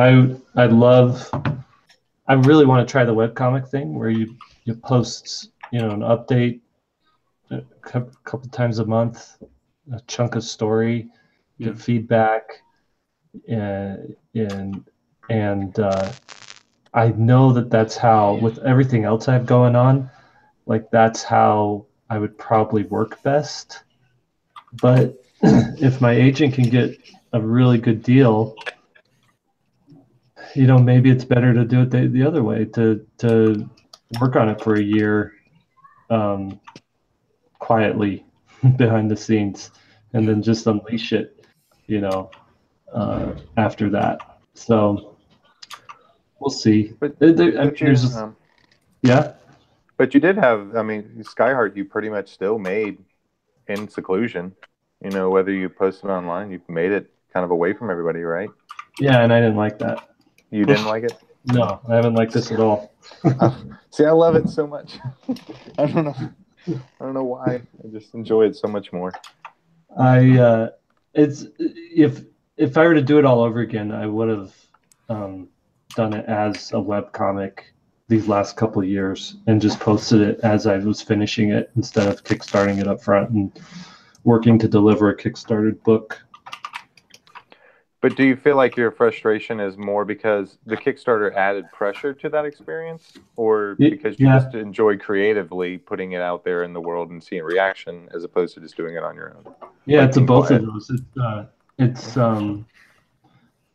Kickstarter added pressure, and then I felt like I couldn't share without, like, I don't know if this is the right word, but betraying the backers. I couldn't share the comic with everyone else for free. Yeah. Yeah. Oh yeah. You know, so, and then you know, the other thing is maybe this story isn't the story that a publisher is going to want to publish. Maybe they like the world, they like the characters, but they don't like the story. So then I've got the Kickstarter book, but will I have to craft another book for publishers, right? You know? Yeah. But it seems like everyone always wants your next book, right? That's what it seems like to me anyway. Yeah. But on the other hand, like, you know, at the end of the day, I had 2,100 backers on Skyheart. You know, 2,100 people are going to read the book. Maybe another 1,000 who are going to want it after the Kickstarter's over. And I compared those numbers to my Missile Mouse sales, which both of those books, you know, sold at 50,000 copies, right? So it's like, do I want to put it in a bunch of people's hands but have less control on how that happens, or do I want to control everything and have it only access a few, you know, much smaller audience? Mm-hmm. But if you put it online, I would believe that you would hit more than 50,000 people who would read it, especially with your audience. Yeah, how many people would you say have read Citra? Oh, I just emailed my editor, David, and it was like, I need to get these numbers. I still don't have a clue, because I don't know. I'm really curious about those numbers myself. They're pretty proprietary. Webkit is pretty proprietary about the subscriber amounts and stuff. They keep it even secret from us a little bit. Yeah, just unfortunate.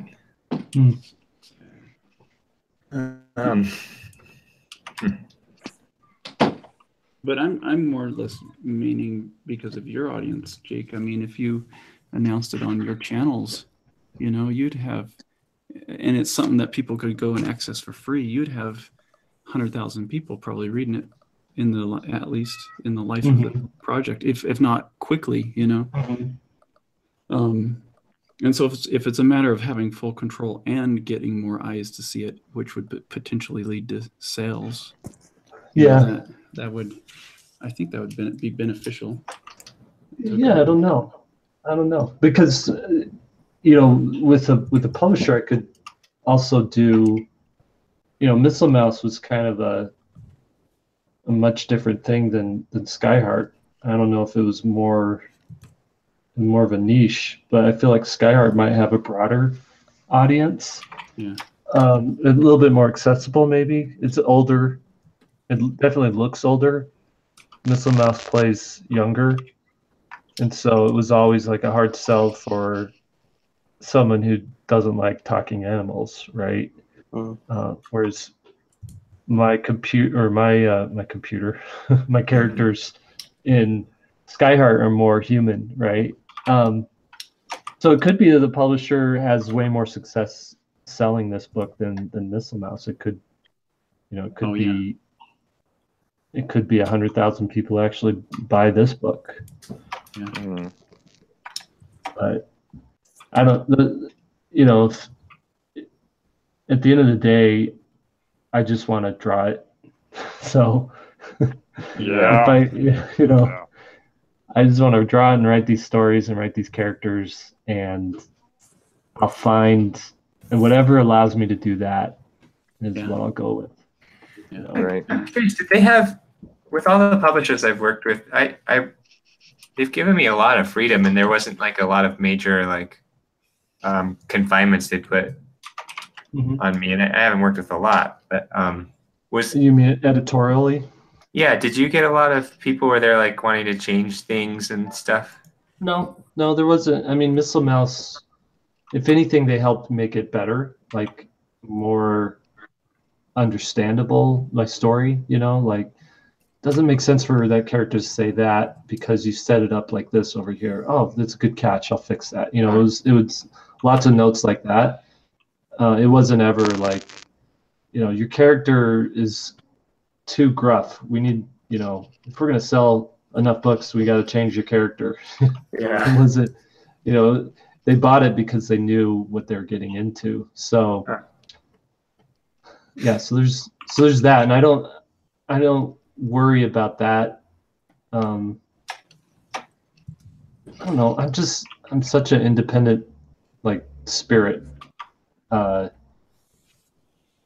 on the other hand, I do like working with publishers. It's been great doing all the children's books and stuff. So I don't know. It's like first world artist problems, right? Yeah. I have all these amazing options in front of me. Which one do I pick? Yeah. I remember I had my first editor, it was the first time working with comics, and he knew I was doing it digitally.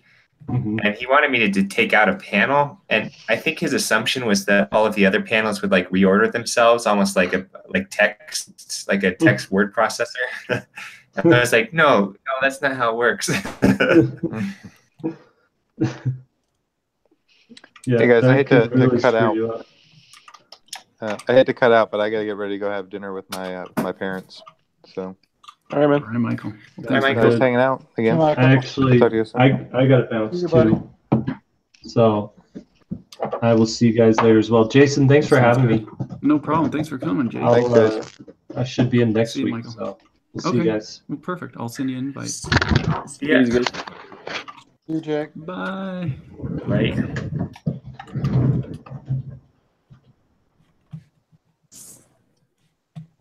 Well, now And that then there were those four. guys are gone. I know. Now I can start telling the truth. All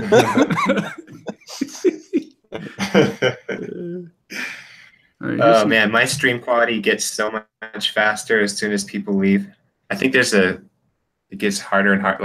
It's exponentially harder to maintain the stream when there's more people. Oh, really? Even though I wouldn't want a single one of these people to not be in the stream, I'm like, wow. Is it just like that?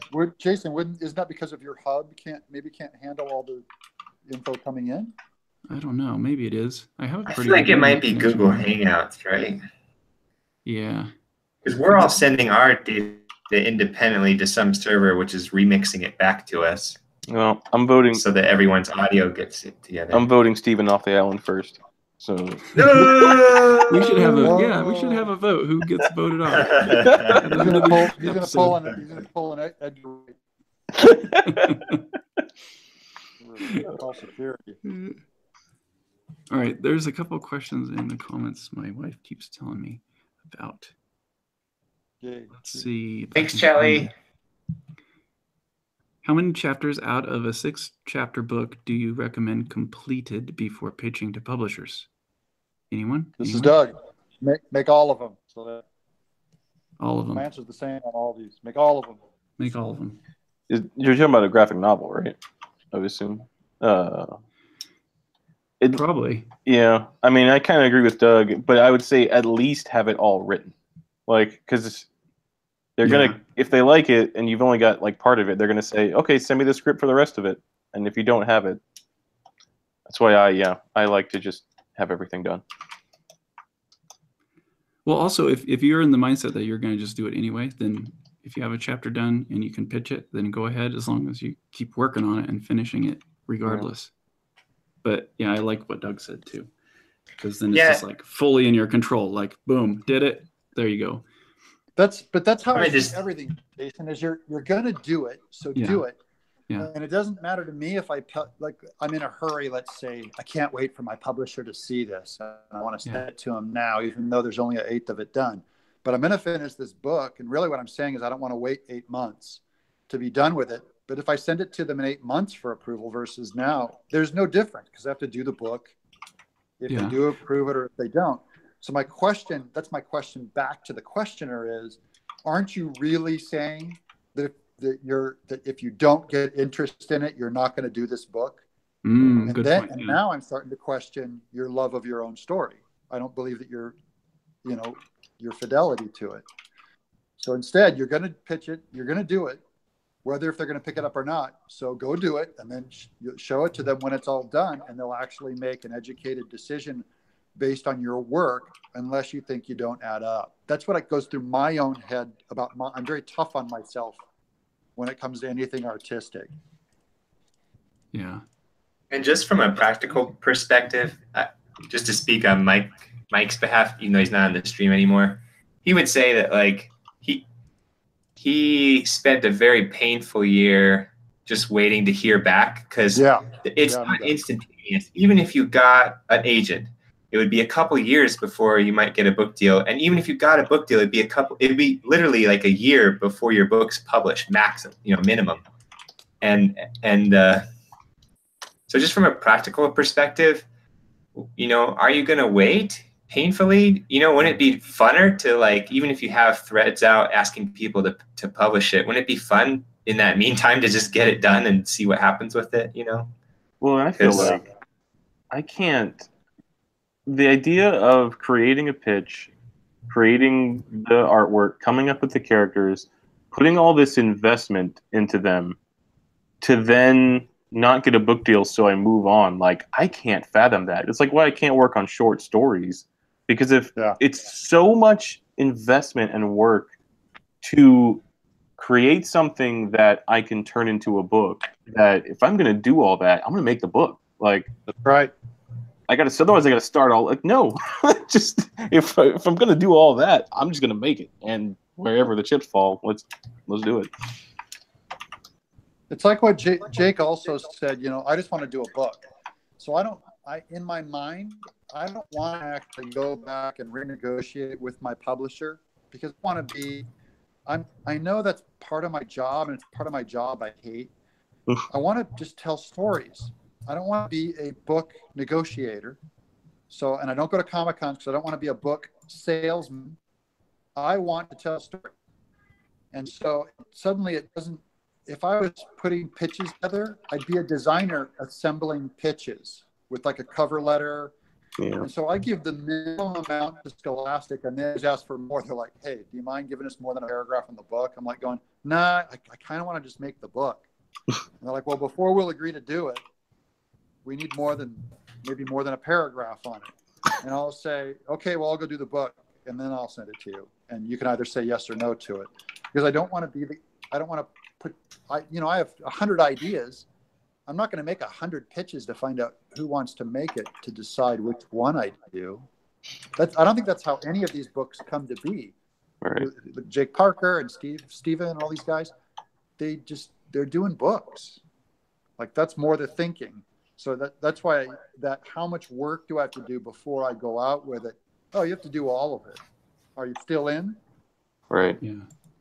There's also like a backwards way of seeing the publishing industry that I used to have, and then I was disabused of that like notion pretty quickly once I got actually published, which is that you think that if you get a publisher that you will sell books, and that's not true.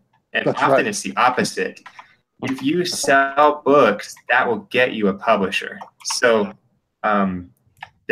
which is kind of a paradox, but what it means is that publishers are more interested these days in authors who already have a following that they can actually see, and they could estimate, oh, I could probably sell books with this guy. Look, he's putting work out online. He published a book by himself.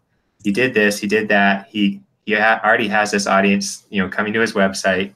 He finishes things, and that publisher is going to take a risk on that author all the time over the person they've never heard of, who is just hoping, almost like a lottery ticket, to get a bestseller. So yeah, you got a good point, and I think especially for the first time author, it's almost like getting that first book done is kind of your rite of passage into the publishing world, in a way, Yeah. And because I always tell people, you got to finish a project so that people can tell that you can actually finish a project, and then doors will open for you because they'll want you to finish a project for them, and so yeah, totally good points.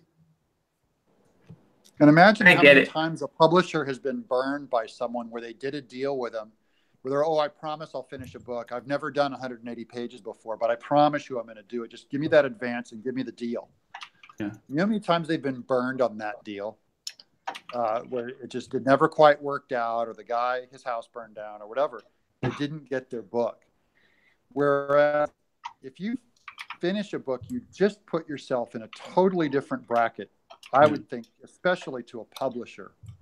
It's like, this guy is an actual author.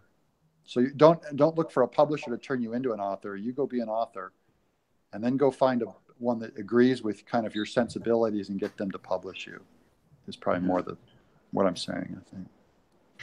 My publisher really appreciates my well, she just really appreciates all the experience that I've accrued just by self-publishing and doing all these different channels. Like, I wrote her a plan for pre-order promotion, and she was shocked. She was like, "This is from an author," you know, like they were like, I don't know, they were really happy because of all the experience I had, and I think it just makes her feel like, my editor feel like she made a good decision, you know, like, oh, this is someone I want to work with because he asked me all the right questions, and he's coordinating, and he's gonna help me be successful. Yeah.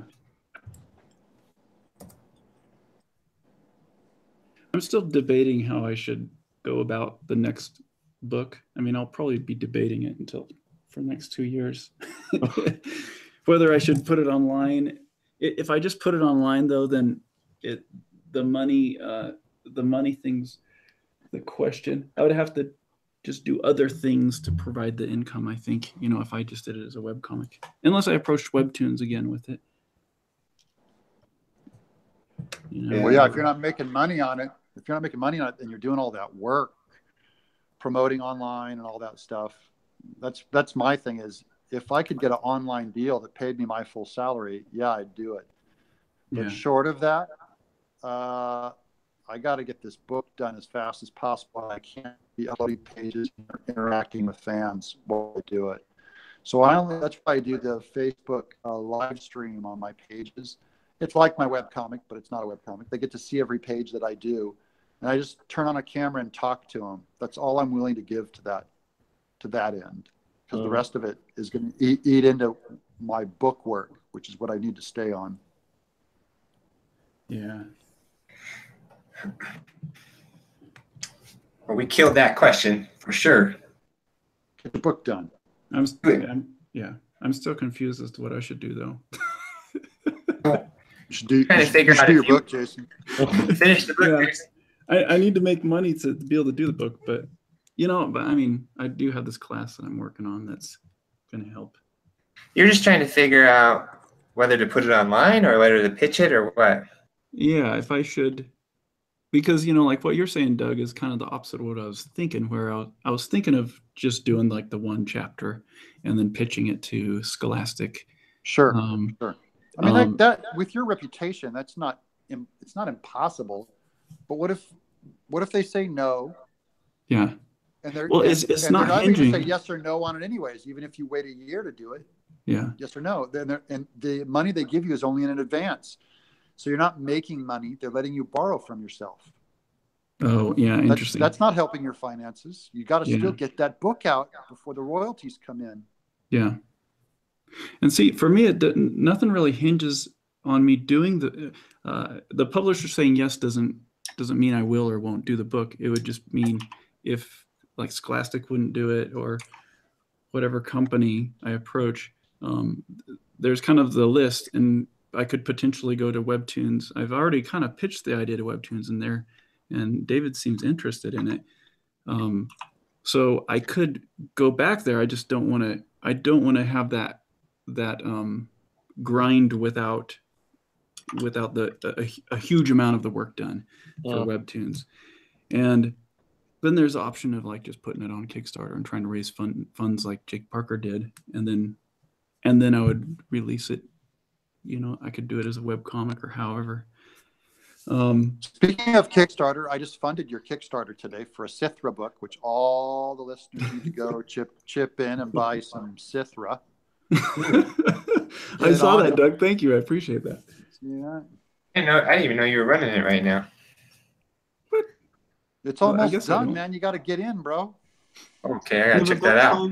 That speaks to Jason's like internet like Kickstarter audience though, because like Jason just like puts up a Kickstarter, says almost nothing about it, and it overfunds. Like if I put a Kickstarter up, I talk to my mailing list.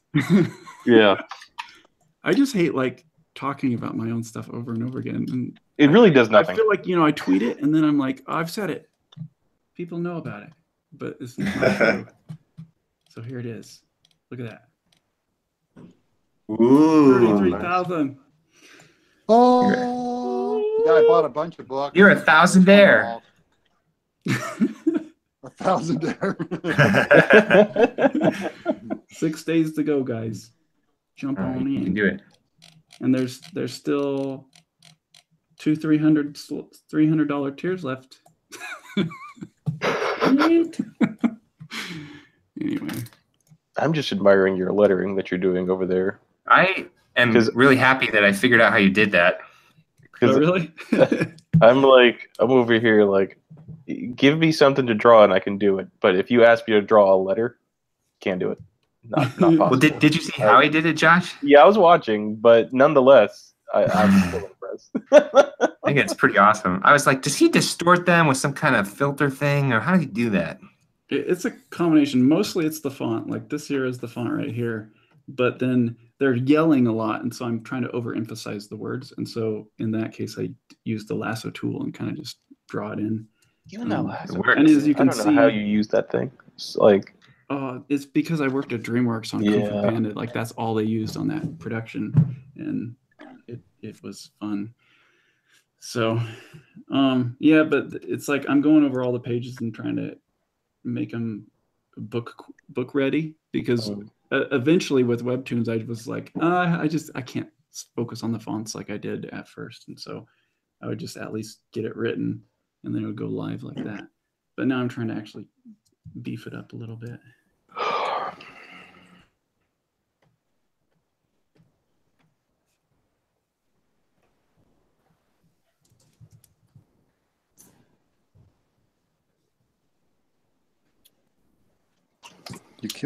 You stole a piece of candy. You stole a piece of candy, didn't you? Yeah, you stole a piece of candy. That's my conscience. Every time there's silence, my conscience reminds me of when I was a kid stealing a piece of candy. So you got to start talking. From my own conscience. Remember when you stole that piece of candy when you were a kid, Doug? Yeah. Yeah. Yeah, I have a stole candy story. Dang. Is that a common thing? You shot a bird. No, I didn't shoot a bird. I stole a tomato one time on accident because my mom told me to hold on to a tomato, and we went to the checkout line. We didn't pay for it. I stole a tomato. Most kids that was how candy. Josh's life of crime began. That's right. All goes back to that tomato in 1992. I asked my dad for some candy. I asked my dad for some candy in a store, and he said I couldn't have any. So when he went around the other side of the aisle, I just grabbed it and put it in my mouth. And then he came back, and I was still chewing on it. Oh no! And he didn't spank me or anything. He was like, he gave me 25 cents, and he sent me to the checkout and told me to tell the lady at the front, hey, I stole some candy. Here's some money for it. And so I never forgot, and I never stole anything ever again. Now here I am in college. I used to go to those open bins where they have like malted milk balls, and I just grab handfuls of them in college as a grown man. And I'm a grown man, like, that was just last year. Free gummy worms. Oh, jeez. No, I want some malted milk balls. Yeah. Oh, so good. So good. Do we have any more questions from the chat? How to find them? I need to give people the lecture on how to pose questions so that I see them. Otherwise, before when I live stream, I'd tell everyone to type question in bold, all the letters in bold, and then you can write your question, and then I'll easily see it. I don't have to read all the comments then. So you hear that, guys? type your say question in bold, and then type your question. Mm-hmm. Question. Let's see if I can find any though. Question. I have a question. Question. Yeah. Jason, how often do you do a Kickstarter for your books? Is that a regular thing that you just automatically do every year?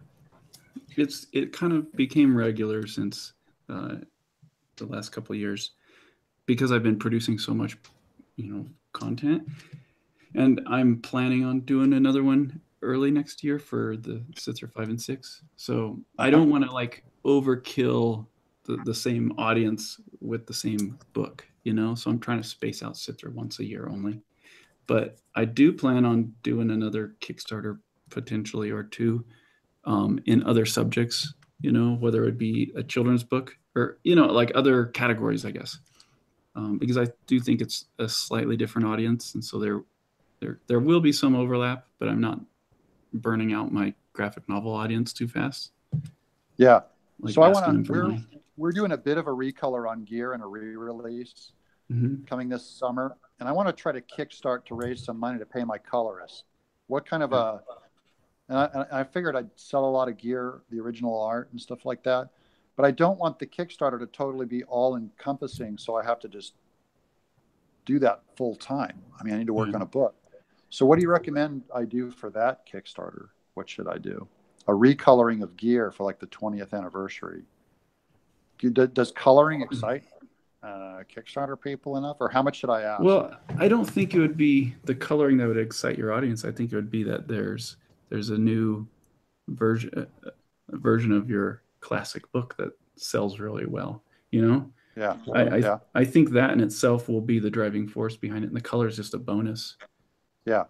And you would probably have it still published through Image, right? Yeah. Okay. I'm doing it through Image. So you wouldn't really. I guess you would have to still send those books that you sell yourself, right? Yeah, and I could buy them wholesale from Image and charge a little more for a signature or whatever. And yeah.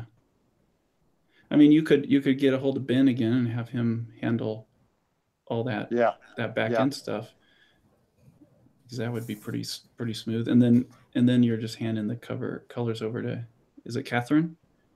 Yeah, she's doing the colors right now. I already got her started on it. Okay, so it seems like it would be pretty hands off for you, other than just being creative with pushing the Kickstarter. Well, I'm still hand mailing like for these 100 watercolors. We're doing like 300 envelopes. Yeah. That's stupid. How far along are you on those now? Oh, I finished 600 watercolors in a month and a half. Wow. That's insane. I've been hauling, man. Here, I'll show you. Let me take the phone off or move this stuff around so I can show you all my piles that I have.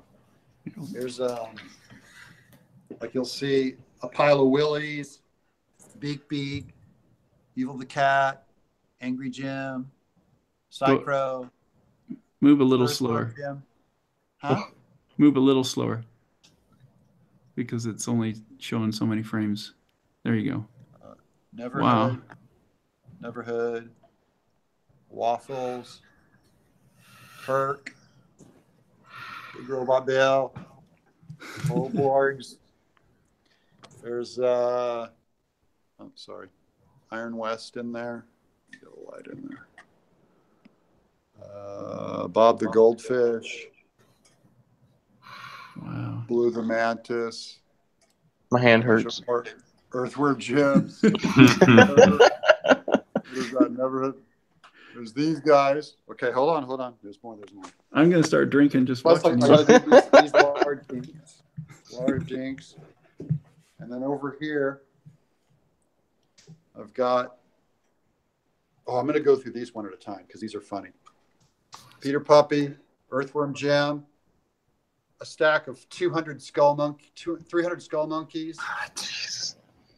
Wow. More and claimants. Okay. These are I did a $300 tier of special requests. So here they are. Hawk Girl. There's Hawk Guy, Hawk Man, Okay. This guy asked for a film noir shot of his film that he did in Russia. He's a Russian guy. Here's a Hellcat. Let's see. There's a rat fist. This guy asked for a martini. This guy asked for a 20-sided dice. I mean, some of them they're trying to just waste $100. You can tell. Right. So give me 20-sided dice. This is a guy's dog banjo. That's a terrible one. That's like that one that was you want. That's like that one that the guy said, "I want darkness," and you gave him a black square. yeah. That'd be good. This is a pair of clay characters this guy invented. He asked him to do me as Earthworm Jim. This guy asked for Doctor Strange. G.K. Chesterton. That's another Neverhood one snuck in there. Oh, this guy asked for Milt Kahl, so I drew them all evil because Milt Kahl's evil. Sondheim, the playwright. This guy asked for Doug Jones. This is a Daniel Amos lion from the album cover. This guy wanted a super turtle. This guy wanted a Clayman. That's another Clayman. This guy, he invented his own character that's a kangaroo with horns and purple wings. This guy wanted a bear with tentacles. This guy asked for... Was that Ethan Nicole? Yeah, I know. That's the first thing I thought of. I learned he wanted me to do me as Opticord from Sock Baby. This guy asked me to invent anything, so I invented that. This guy asked for Newts from Cat Scratch. This one asked for a Clayman from Neverhood holding the music box. This is a adult Earthboy Jacobus. An Earthworm Jim. Just the blaster. This guy said invent anything, so I invented that. This guy asked for a Tommysaurus Rex. This guy asked for a nose pass Pokemon, a super obscure Pokemon. This guy asked for a smiling mad scientist. This guy asked for a portrait of me. Wow, that's great. And this guy invented his own character that had donuts for hands, so I put his hands down so I didn't have to draw the donuts. And that's that was a rip-off. Yeah, did you like that? I'm not going to draw donuts. Out of all the things you don't want to draw, I'm not drawing donuts. People they give you all these. Oh man, it was weird. All those were really weird. Yeah. Oh man, I like that portrait. I think your self-portrait was the winner. Yeah, probably because I see myself all day, so I know what I look like.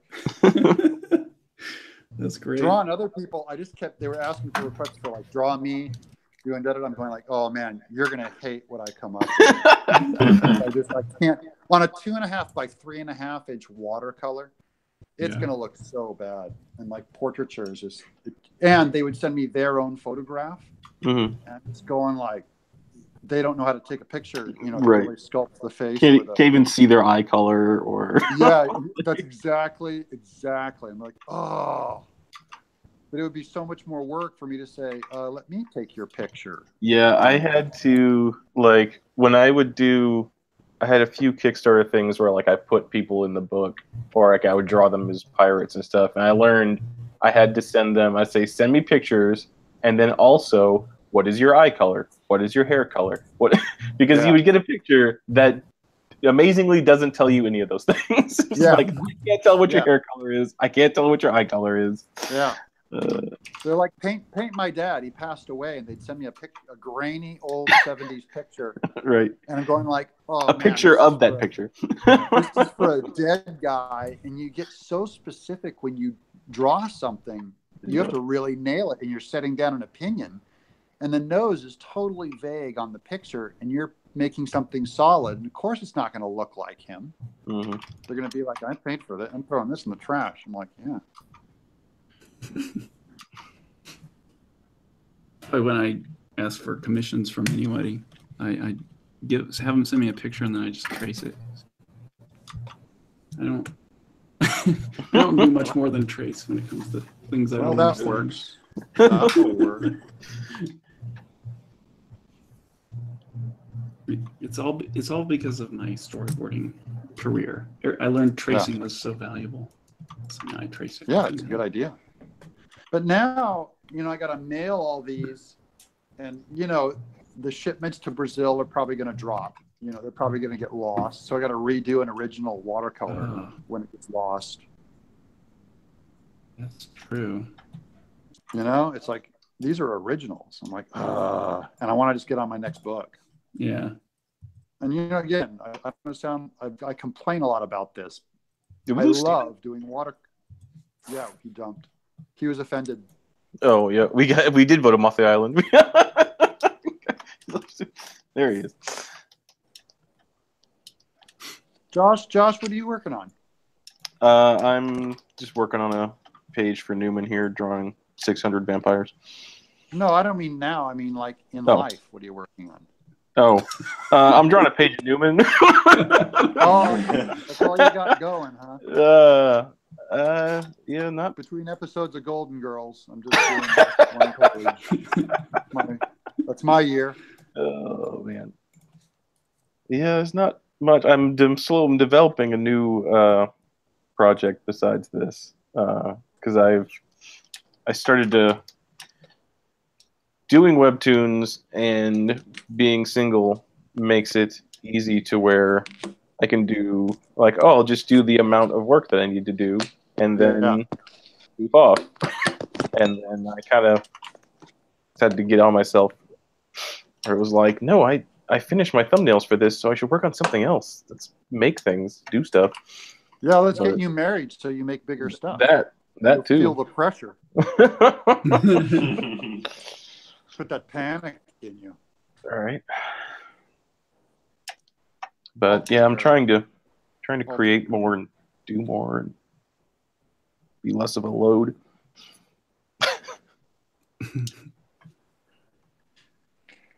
Speaking of marriage, I just bought my wife a shirt. She doesn't know about it yet, but it's she does now. It says straight it says straight out of whiskey. Oh, that's good. I texted her to her last night and she thought it was funny, so I ended up buying it for her. But I don't think she's watching this stream.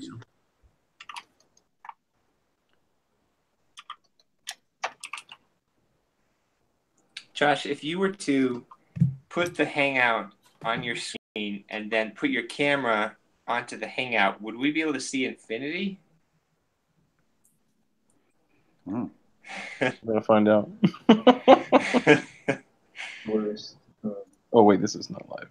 The universe is gonna unravel right now. I'm gonna watch myself, watching myself. No, this is the where is the chat?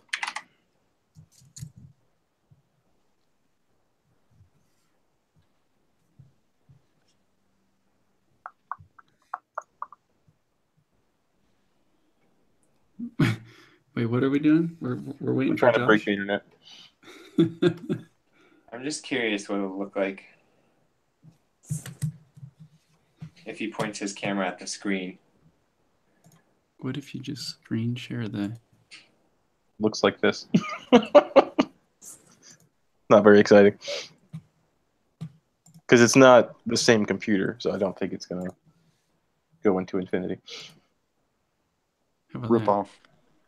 What? Whoa! All right, stopping that. Okay. That's crazy. What's it mean? Oh, there we go. What? There we go. That broke it. Giant Jason forehead.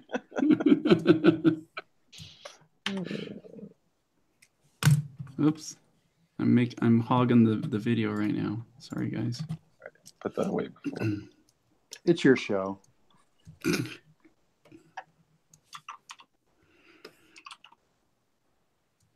All right, let's see what's in the chat. Since we're obviously running out of important things to talk about. Question. Hey, someone said question. Nice. Question. Oh, three people. Oh, now we got a lot of questions. Oh, great. Question. Here, let me just pull it over.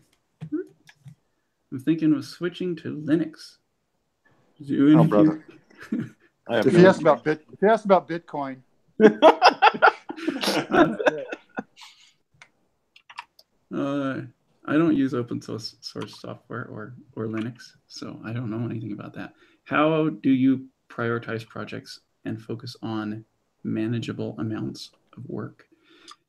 I have so many ideas. As I was working on my main project, I really struggle with not straying onto other ideas.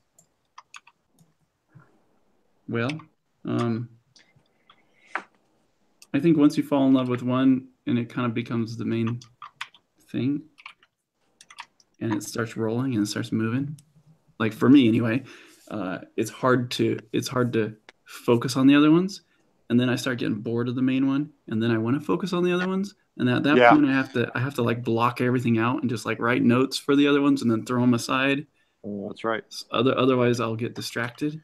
If your time is constrained, make one thing and finish that thing. Yeah. Because I mean, you can. it's going to get hard. Allow yourself to write the notes if you have a new idea or something, but you have to really push it aside, I think. Yeah, it's hard. It's definitely difficult to compartmentalize like your ideas. Like I was able to do it previously. I was never able to work on 2 books at the same time. Like that was impossible to me because I would get excited about one and hate the other. But I did it for Webtoons for a little bit. I was working on Jackie Rose and Newman at the same time, and I just had to make it work. And so I was able to for a little while. I don't see how you did that, Josh. I would just have to. Well, I'm single. But you were working on a wife and children. Yeah, I would just pick. I would basically like 3 days out of the week I was making this book, and then the next 3 days I'm making the other book, and I'd have to just forget about that the other one existed and just change mindsets. But because see, I'm starting to work on my CGMA class, and I was like, oh, this will be easy. I'll be able to work on that a little bit, and then I'll work on my children's book a little bit and cognitive drawing. But no, it's like I'm coming in, I'm working all day on this class thing, and it's hard for me to jump back and forth because I'm afraid I'll lose that kind of rhythm I'm in and the focus. Right. But I know there's situations where you have to, especially in like freelance work and stuff. I had to do it a lot. And I don't miss freelance work at all. Like I hope I don't have to ever go back to that. Hope I could just keep making comics because that life was a hell. Yeah.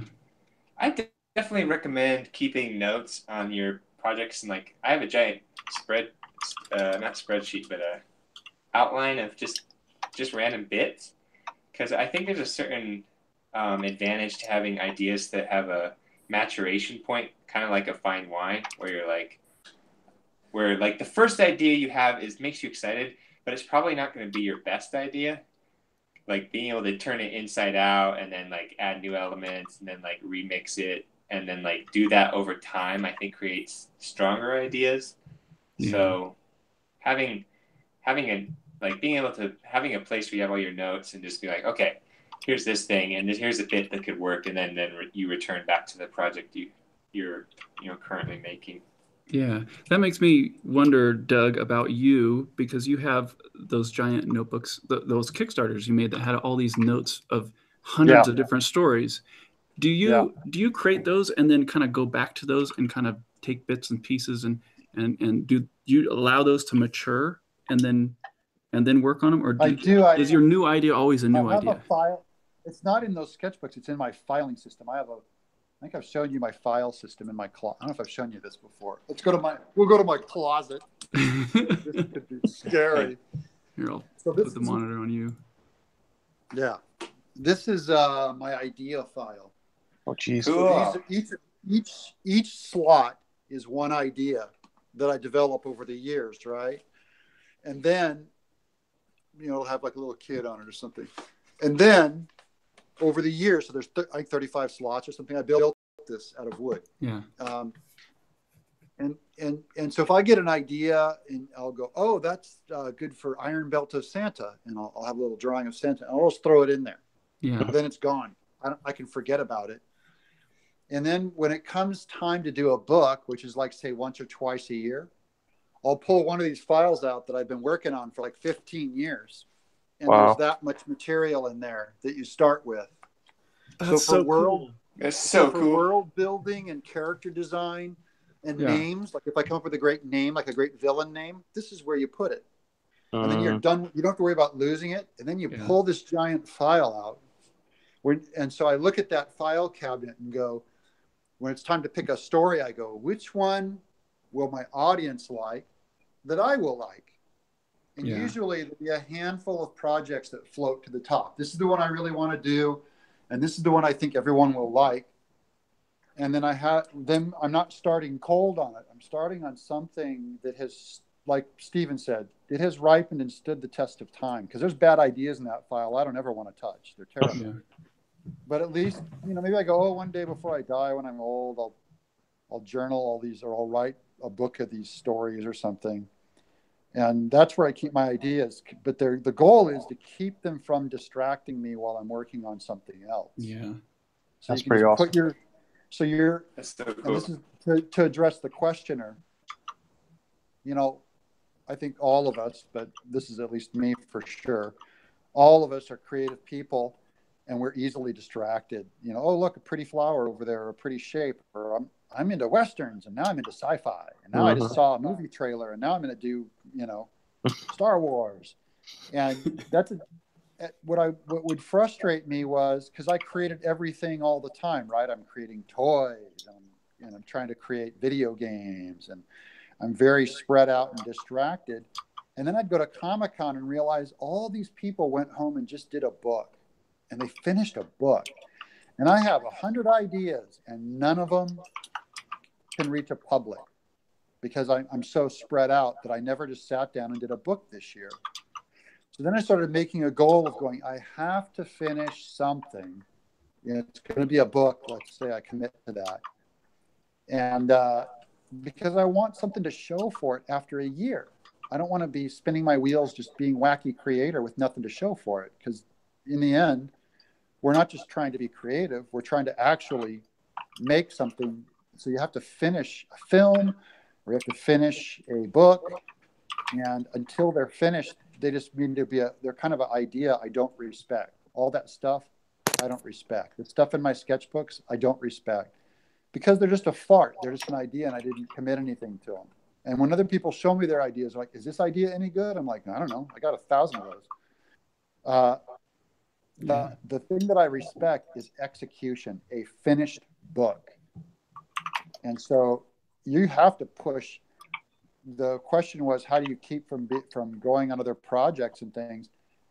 I just keep reminding myself that I'm very frustrated if I don't end up making anything, but I've worked on 100 things. Yeah. Working on 100 things that are still in my sketchbook doesn't help anyone in mass media. And that's what ended up being so neat about that sketchbook archives, is I was always so frustrated going, oh man, I've got some great ideas and I will never make this into anything. I know it'll never be anything, but how do I show it to people? So I did a sketchbook of all these ideas. Most of them will never see the light of day, but I made it into a book of ideas. Yeah. That's cool. That is super inspiring, Doug. Well, I love seeing your closet, because I have, the reason I was so excited is because I have a miniature version of that. I have like 5 ideas, and I do the same thing. I even built a little found a little like animation type shelf, and I put the ideas into those, and then I don't have to think about it. And wow, I didn't know you did the same thing, but on a massive scale. So cool. It makes me feel good about myself. Yeah, me and Josh, we just put our ideas on the cloud. What are you guys gonna do if that shelf burns down? Ha! That's right. That's a good point. If your closet burns down, then it's all gone.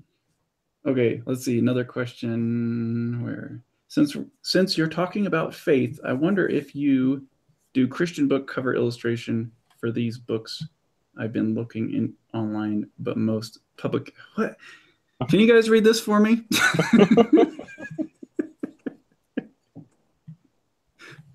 I hate reading publicly, and I'm doing it on a live stream. This is the worst combination ever.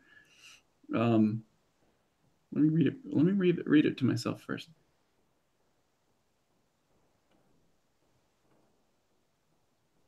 for their books?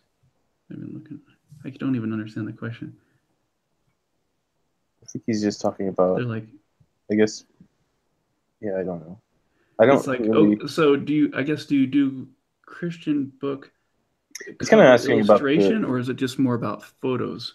He had a couple of questions about Christian publishing, but I don't think any of us have actually worked with a Christian publisher before. Yeah, I haven't. Yeah, yeah, I don't know. I wouldn't. I just appeared for a second. Were you gone? My agent called, and so the phone drops you guys and puts me on with my agent. Oh, that's nice. It's my book agent. He was asking me it's so obnoxious.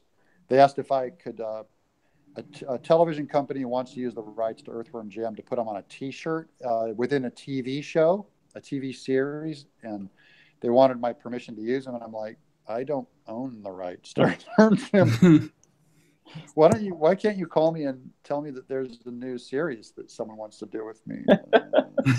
Do we know what the TV show was? Can we share that information? Yeah. See, now I'm trying to think of an answer that'd be really funny. I can't. CSI Larry King. It's called the Larry King Show. Okay, here's another question. Do you write your entire book? Golden Girls. How old I am. It's like the worst Columbo. Yeah. It's the worst. All right, here's another question. Do you guys write your entire script before you start penciling, inking, or do you work from an outline and write final scripts as you work on the chapter? I feel like this is Doug TenNapel. I write everything, absolutely every word, every scene as best I can, and then I can still add and edit along the way as I pencil and draw. That's what I do. I make a bullet point list, and then I do thumbnails based on that, and then I usually write a lot of the dialogue very last after I even color. But I think my new project, I'm going to try to do Doug's approach. I've been writing it out fully just because it's a lot more complex than my last stories as far as what needs to be said at what time. And so I feel like I would go in and just corner myself if I did it the old way that I used to do it. Yeah. It's the artwork takes so much time, and the writing is so easy to pound out that I don't want to be drawing on a stinky story, a terrible story. I want to know if it's any good. So I want to write it first, because I don't want to get like 180 pages into a story and going, wait, this thing stinks. And I've spent all this time drawing it. Well, why would you? I value my drawing time so much and it's so rare and it's hard, and I want to redo stuff, that I have to put the time into writing the whole thing. That's where I come from on it. Yeah. See, I don't think I've ever been confident enough with my writing. I've always had my art be kind of the thing that's, in my opinion, it was out in front of people that would draw people in. That's so hopefully the visuals would tell the story better than my writing. But then as time has gone on, I've realized, well, a lot of people have complimented me on my writing, and I'm like, I don't know how that happened, but I can accept the fact that I can write, I guess.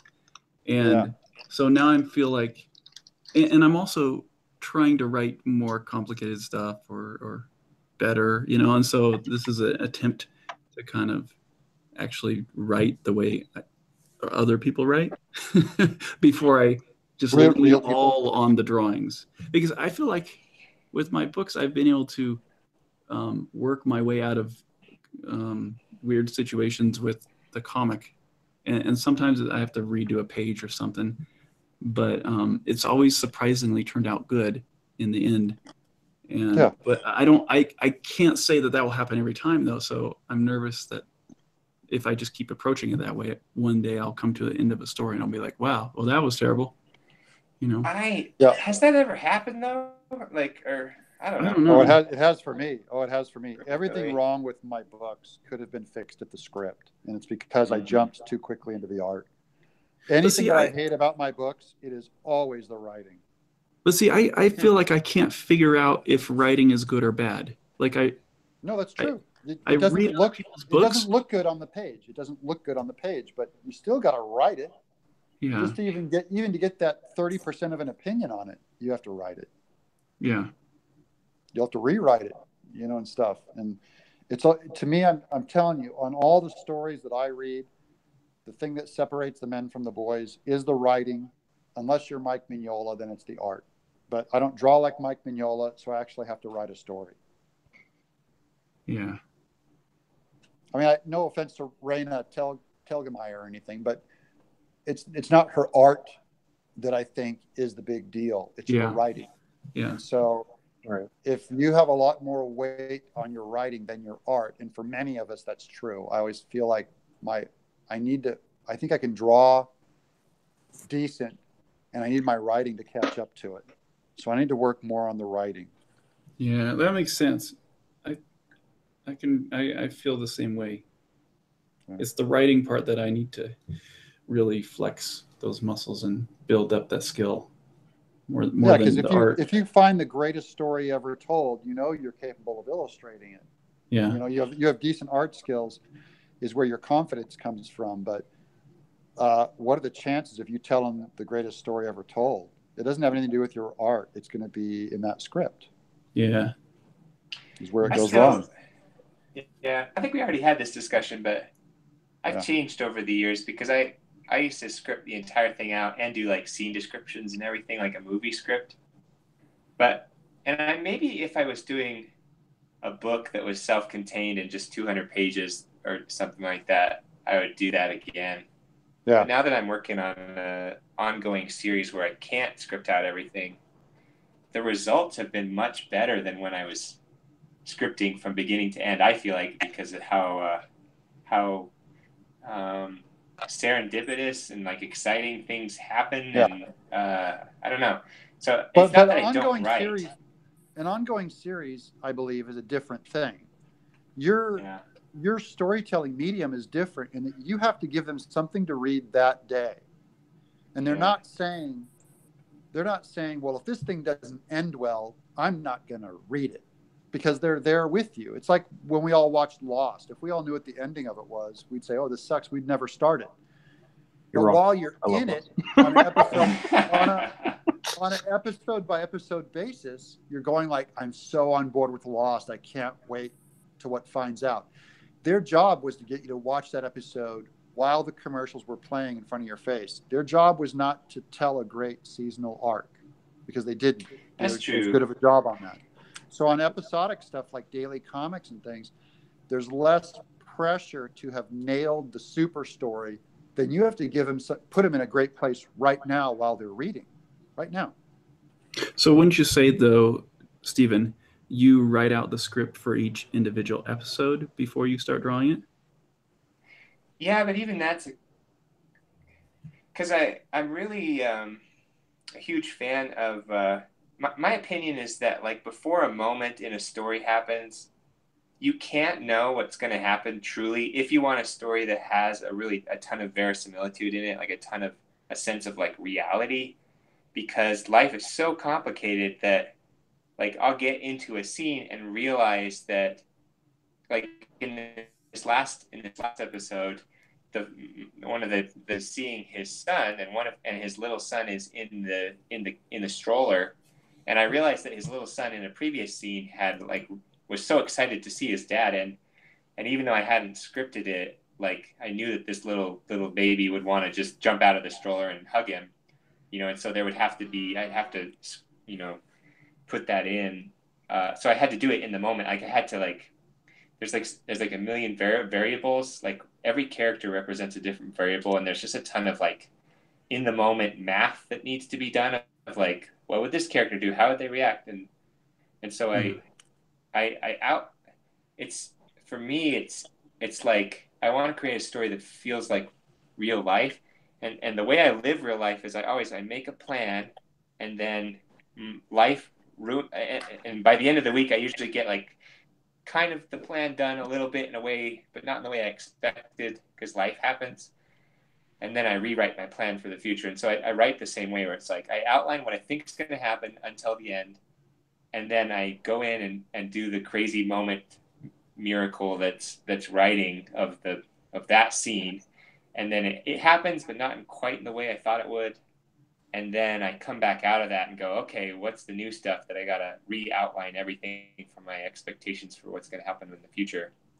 And boy, that served me well. Like, I feel like I'm doing things that look incredibly intentional, but is in the moment. It's kind of like, it's like jazz where you're improvising, but it looks like, whoa, how did he land that? And he didn't quite know until he did land it, you know? So I think there's something there, and I like that approach a lot, because I think in the past, when I would write a script, I would get so stuck on trying to bring the characters from point A to point B that I would miss a lot of like organic character action. But I've talked to you about this before, where it's like the mystery of free will, where like we know, or I believe that God controls all things, and yet somehow we have free will and we can do things, and it's the same way with our characters, where it's like if you have a story where your characters are forced around by the author, then they don't have any free will, and it feels like, oh, this is not good. But also, on the other hand, if there is no sense of destiny or purpose or guidance throughout the story, then that doesn't feel right either. And so it's like, for me, I try to write in a way that's aware of that, where it's like, I know where I want to get them, but I don't know how they're going to get there. And ultimately it's their actions that's going to choose to bring them to that point rather than my actions. And so it's that kind but of to me, that mystery. depends on what kind of story you're writing, right? I mean, yeah, you're writing something that you want to feel like real life. Yeah. But how much I am writing totally different stories where that would be inappropriate.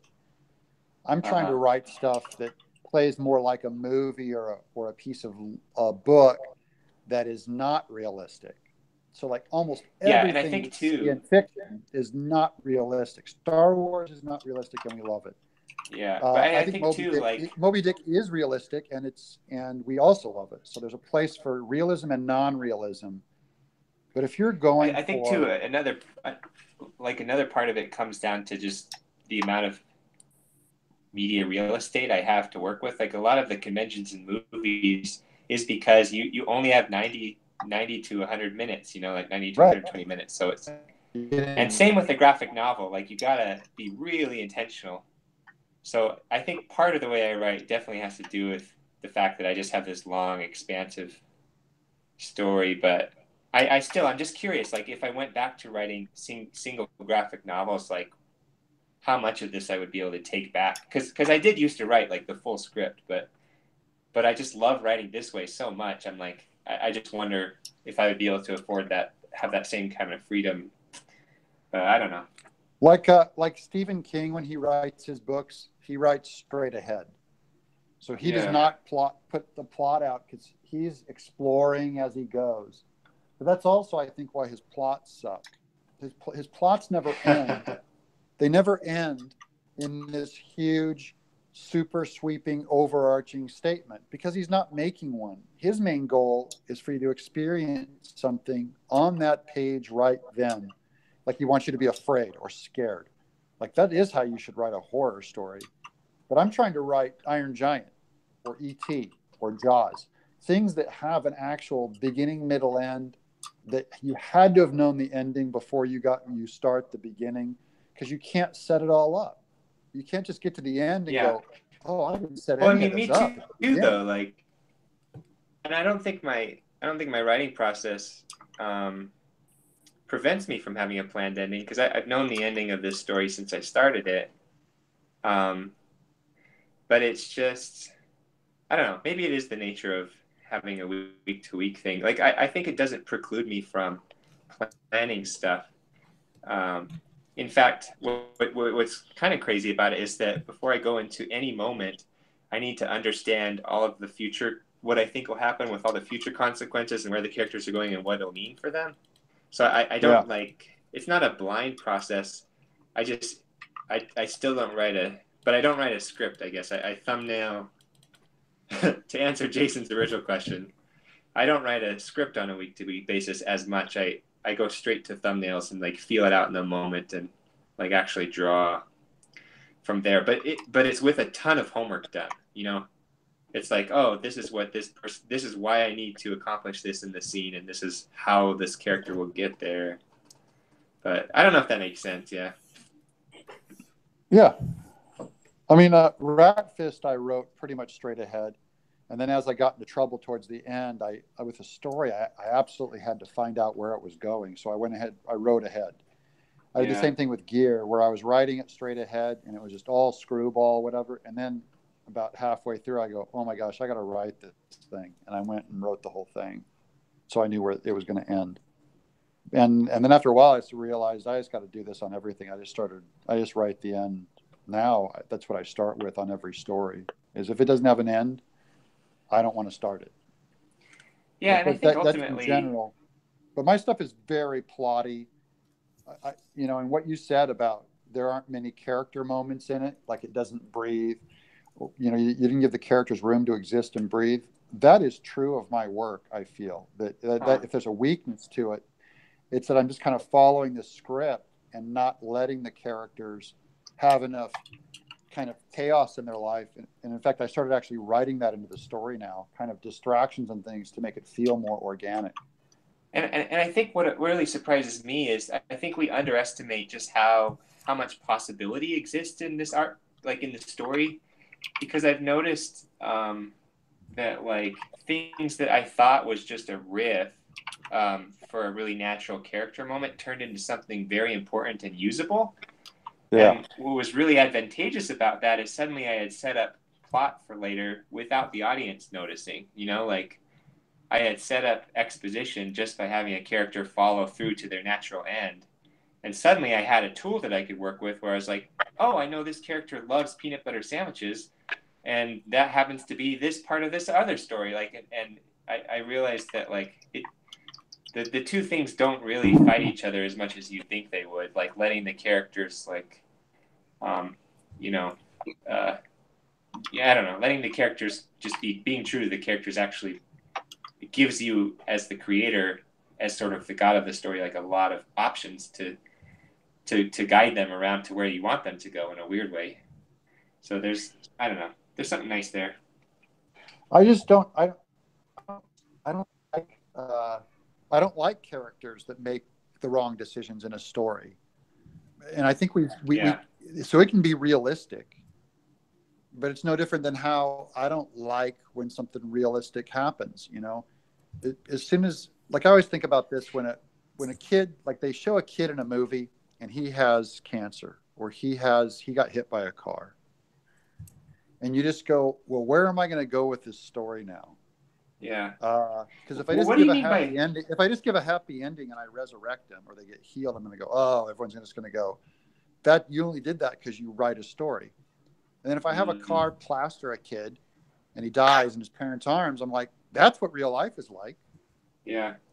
And so now I'm telling a lie if I don't do that. But that's not why I would go I don't read a story to watch people going around molesting kids, because that's what happens in real life. I read a story because it gives an ideal of something we hope will happen. Yeah. And in that hope, that's like the Christian story, which is the greatest story ever told, is I'm telling them, see that hope that's in you, how you hope that there's a happy ending, and in the end the kid does resurrect. I'm telling you that you don't know that about reality, but that does happen in reality. That life is a greater fairy tale of fiction than we think. To me, that's what I think my stories are trying to evoke when that stuff happens. Because reality, there's no hope in reality, man. Kids get hit by a car and their parents cry. Yeah. Well, I mean, that helps me understand where you're coming from, because I think there's a difference between realism and then characters acting realistically.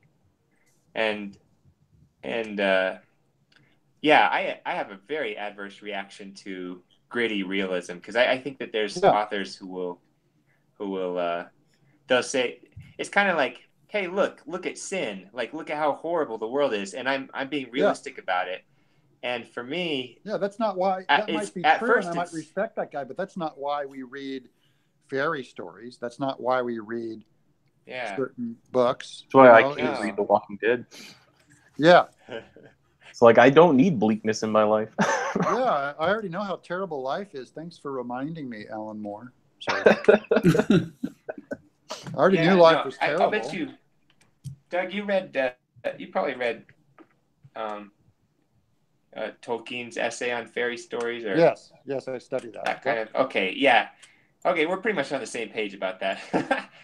Because I agree, for me, it's like I think true storytelling does have hope in it, and I think that is the most realistic story that we can create, because I think reality ultimately is hope. There is hope for reality. I think that people who are being so gritty and so obsessed with death, essentially, they are almost being dogmatic to the point of, it's one of the reasons I don't like certain Christian literature that's dogmatic, because it's like they're ignoring the fact that there is hope out there, just like a Christian author might ignore the fact that there's people with other ideas out in the world, and like there's people with, there's something out. I don't know. Does that make sense? Stephen, to take it back to your idea of that God is this author, and this goes back to Tolkien on fairy stories, which is brilliant. You mentioned something really interesting that I think about a lot too, is the idea of there's predestination, yet there's free will. When God wrote our story, he knew the end. He wasn't wandering and guessing along the way. Yeah. He baked it in the goods. And then you'll still get hit by a car, or a leaf will fall, and it looks accidental. Yeah. And so as an author, you can do the same. You can totally know the end, and then you can put in events that look totally random and don't look like you're just totally, shoving a narrative down someone's throat. And I think that's being more imitative of the way God writes.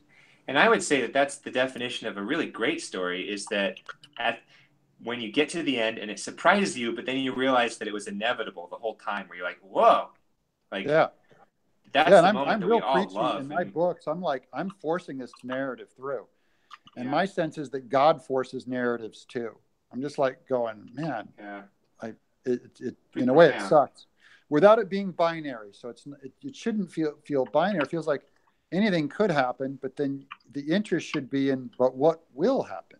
Like if you've done your job as a storyteller, they should care whether if you're telling a totally unrealistic story like Pirates of the Caribbean, or you're doing something more realistic, say like Wonder. One's more realistic and one's more cartoony. I cared about both of them. Where's this going? So, but they knew the end before they started. Yep. Plot it out, man. Plot it out. And if you're a good enough liar, if you're good enough at burying the lead, then you just cover it up with all this detail that feels like real life. And, and there's only so much realism that we even expect. I mean, I watched Charlie and the Chocolate Factory. It's not realistic at all. But I just love the way he tells his lie. It's awesome. I would say too, like whatever, like writing a script, like whatever method you choose, I think that it's just storytelling is really painful, and making a good story is really hard.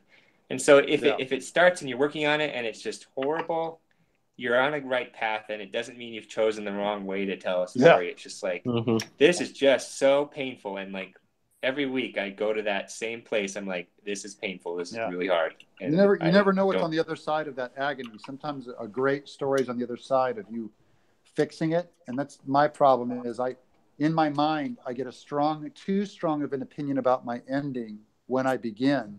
And I have a hard time freeing myself from it to discover a better ending. And that's something I wish I could do in my own mind is come up once I establish a detail in a world. It's very hard for me to think of anything else. And it's not because I think it's good.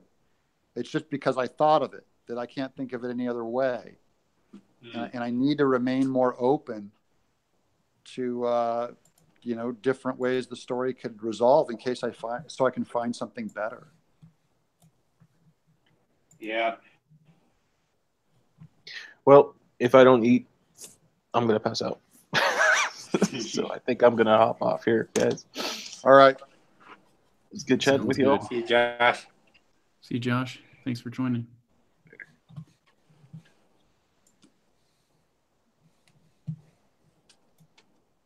Well, Doug, you're on the West Coast too. Aren't you hungry? No, I'm in Tennessee, man. I'm Or in Franklin, East Coast, Tennessee. I mean. East Coast, yeah. I'm always hungry.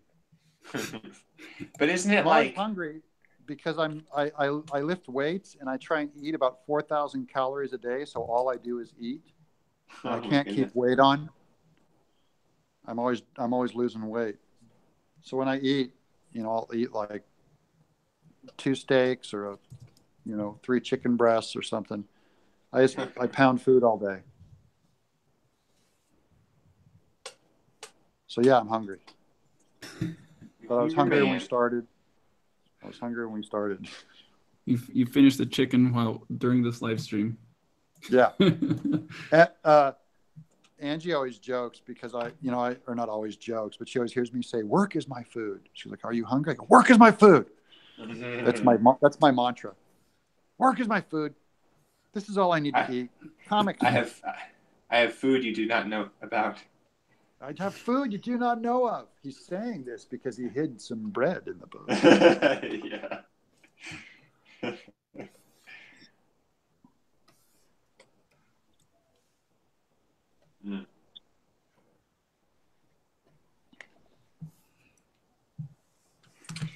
So this is this is like the end of all I got to do is this painting and then this painting, and I'm largely done with my Kickstarter. Dang, that was fast. Thank you. It ended up being a total of 900 pieces of art. And yeah, I started before the whole thing ended. When I saw like 150 people were asking for earthworm gems and claymans, I just started pounding those out to get ahead of it. Wow. So I think by the end of the week, I would be working on it for 2 years. Going, what? Oh man, Doug.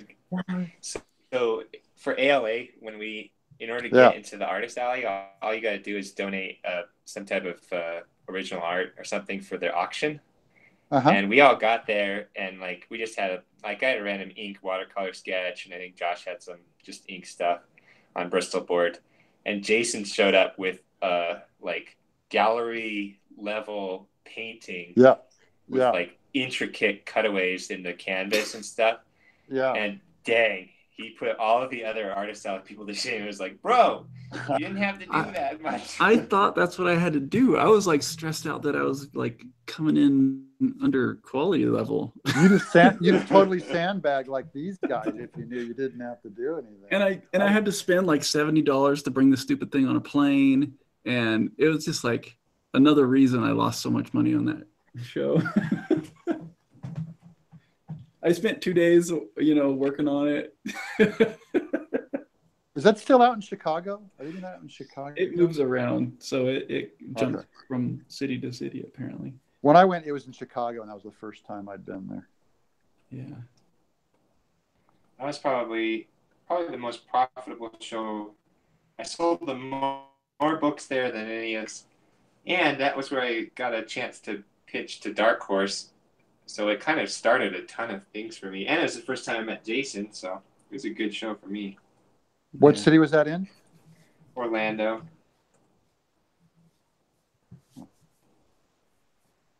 Yeah, I'd go again if it was close and I knew I didn't have to spend money to ship my books there and stuff like that.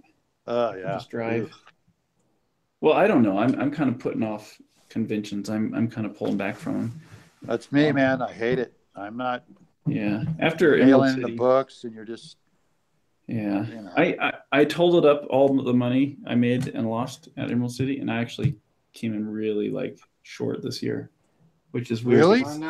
It's a big show, and I sell a lot of books, but this year I just didn't sell as many as I normally do, and it was kind of a dead area that I was in, but I don't know if that's the reason. Oh, it's terrible. But it was like a long show in the hotel. You know, I just spent extra money on the hotel, so it was like $1,000 for the hotel, and then driving there, and you know, I even had friends come and help me for free, and my brother and people helped pay for food and all this stuff. But I still like came in like upside down. So I'm never like, well, again. That's never it for again, that show. brother. Screw that. I like the little ones where they pay for everything, and then it's all profit, and it's simple and short. I don't even go when they pay for everything. I get invites to these things all the time. It's going like at Comic-Con, maybe I'd make anywhere from $6,000 to $10,000 if I brought in just a ton of books. So I'm spending a ton on merch, you know, and shipping and all that, and wheeling it in, and the booth costs and everything. And I worked my butt off for 5 days. I'm exhausted and grouchy, and I have $5,000 a show for it. But if I stayed at home for this weekend and committed to doing 3 solid pitches, I could probably have made about $50,000. Yeah. It's like it's staying focused on what the big game is. And the big game is not going to little conventions. For me. I mean, that's kind of what I realized too on the way back. I haven't finished the calculation, but I wanted to make a YouTube video on this to explain why I'm not doing conventions anymore. And I started calculating up the money I was making from passive income, like selling stuff on Gumroad, for the whole 8 days that I was spending focusing on either getting ready for the show or being at the show or coming back or whatever. And I was going to say, look at how much money I made on passive income. And that was more money than what I made at the show. But I kind of lost interest in doing that because I lost money at the show. So it doesn't, I don't even have to weigh the two. Just think of what you could have done. All that time, if you just said, you know what, I'm going to fast from this convention, but I'm going to double down on a big risky thing where I'm going to put together an online movie pitch for Netflix, and I'm going to spend 3 days on it, just 3 days. And I'm going to do like a piece of art or launch a webcomic or something that my goal is just to get Netflix to see it as a movie. I'd take that long shot any day over trying to get $3,000 from a convention. Yeah. Because big picture, I'm saying big picture, what am I in the business for? Yeah. Yeah. It is not to get a nickel and a dime off a book. It's to get a ton off of some giant story or free up my career, which just in not going to conventions, I've freed up. Look at Mike Mignola, man. They're going to like 25 conventions every other weekend. They're on the road going to some convention. I just can't imagine that lifestyle. It's like Scotty Young, all those guys that go. And I met Scotty Young at that ECC or whatever it is, the Emerald City Comic Con. He and Ryan Otley, just great guys. But man, the actual business of it, I don't get it. For whatever I'm doing, it never made sense. Yeah. I mean, you know, Mike Mignola can sell a sketch for like $800 or something. Yeah. Maybe it cashes in a little better for him at this stage in his career, but still it's so much work. It's so tiring. You just get in there and to just be standing or sitting all day. It's like, it's really draining. And just draw Hellboy all day. Can you imagine? Bruce Timm was sitting next to me and he was charging $99 a pop. Wow. For his drawings. And man, there was a line. He'd have to take a break from the line of people just pounding him.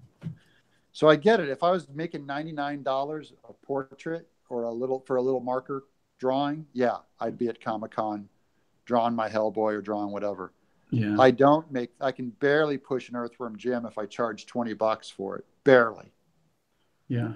And the line isn't that long. There's like 8 people and then they're done. So I'm just like, it's not. See, I don't do any commissions or anything at shows, nor am I really asked for much. You know, I don't sell very much original art. For me, the conventions was all about just like selling these books, just kind of sell themselves. But now I'm like, they can sell themselves on Amazon. Right. That's what I mean. You're a bookstore. You're going there as a bookstore, not as an artist, not as a writer, as a bookstore. Yeah, exactly. books are You're really not in this. hard You're because not a bookstore. like if you were selling prints, Yeah.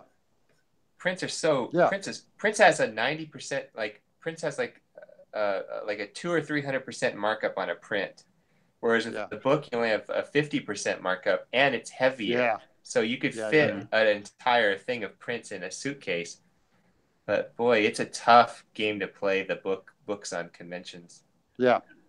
Or the thing that would bug me is I just want to do an Earthworm Jim poster, and there's a guy at the booth next to me who just made an original print and called it like cat fart. And it was such a cool design that there was a line around his booth of people wanting just a cat fart print. And I'm sitting there trying to just push my little Earthworm Jim thing that I created 20 years ago and trying to milk a few dollars out of it. And he's doing what I want to do. He created something original.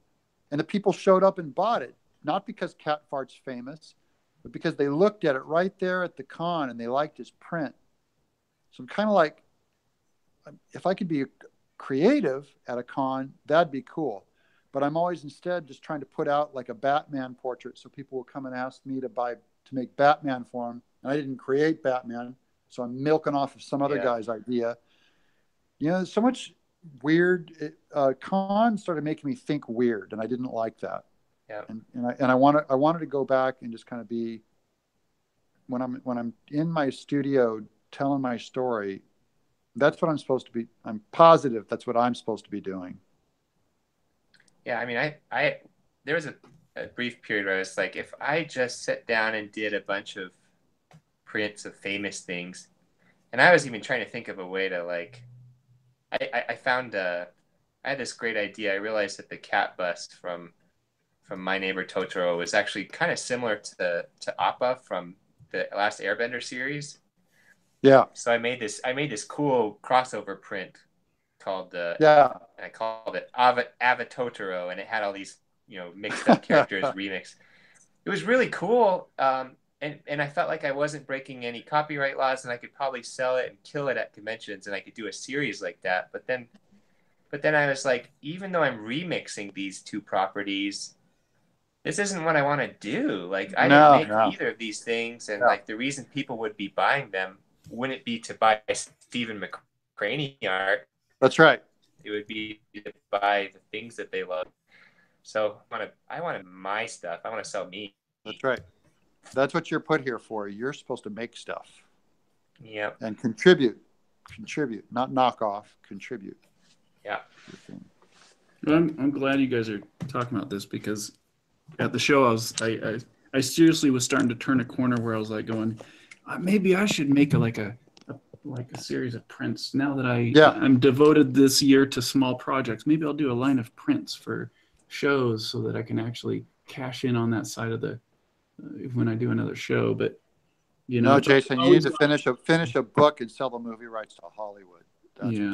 That's where then you can go make your prints on your own. Yeah. Could you tell me a little bit about your business model of selling to Hollywood? Because I have always been charmed by the idea of creating. So I've gotten to the point where I'm creating 2 or 3 books a year, and it's all of the same series, which is pretty good, really good pace. But the fact is, I still only have, it's this one property that may or may not sell in Hollywood. Yeah, that's putting all your eggs in one basket. Yeah, and I love doing it this way, and I think ultimately it may create a stronger fan base because there's just more of the thing that they love. But I don't know, what are your opinions on that? Because I don't know, I do still like the idea of having like 10 properties in Hollywood, or 20 properties in Hollywood. That's what you should be doing. Listen to Uncle Doug. because to me, you're creative enough to pull that off. You should be making 2 different stories a year because you're a creator. So go create a whole new fun world, and you can always go back to your main book, but go.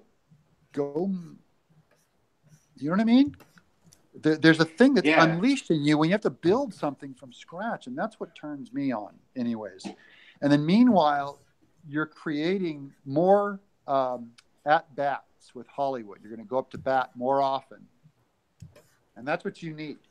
You need to be up to bat more often. So do I. Well, would you say that your ability to pitch in Hollywood was directly linked to your presence there, or was it primarily through your agents? Because for me, I do have an agent, but I don't have like presence there. I don't have the ability to walk into a studio and pitch directly to them. No, it's like I'm just wondering, like, can I play? Like, a lot of them hate my guts, and they still want to buy my stuff. Oh yeah. Want to work with me, or it's not that I pitched it. It's they read the story and they go, "This is going to make me a lot of money," and they go, "I want."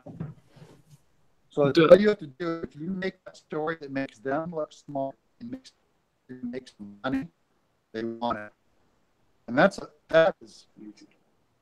Doug, that is, and it makes so much money that you can't compare it with anything else in comics, unless you're Kazu and you have huge book sales. I never had those book sales. So my only shot at income is going to be, whatever the movie deal is. Yeah. Doug, so I like what you said. I think it was before we went on live streams, but actually it was that first time we talked since in a while. And you were like, I was like, I just finished 6 volumes of Sithra. It took me all these years. And you're like, your problem is that's one pitch. all 6 books are one pitch. He's like, and you were like, Hollywood wants pitches. They don't want stories. And that's really kind of been an interesting thought for me moving forward. And like, if I just finished a children's book, that's a pitch. That's right. And my question. Sorry? It has to be a big book. A little book. Pitch. Not a standalone idea. And I'd rather do that any day. And again, there are exceptions to this rule, right? Hey, Doug, you're kind of breaking up. I'm sorry. Sells so many books. Am I still breaking up? A little bit, yeah. Okay. I don't know how we would fix it, though. Or it might not be. Maybe the signal's not. I know there's a way to adjust your how much data you flow through. Really? Yeah, you kind of go up. Steven showed me. You go up to like the little settings knob, the little gear, I think. No, that's not it. Yeah. Where was it, Steven?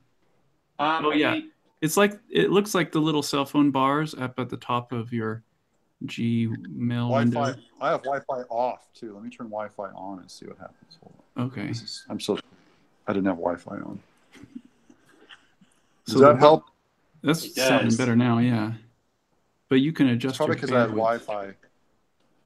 Okay. Well, anyway, sorry to stop the conversation. So it's different with Reina and Kazu, who have really high book sales. They're legit booksellers in a way that I'm not. Yeah. They have really.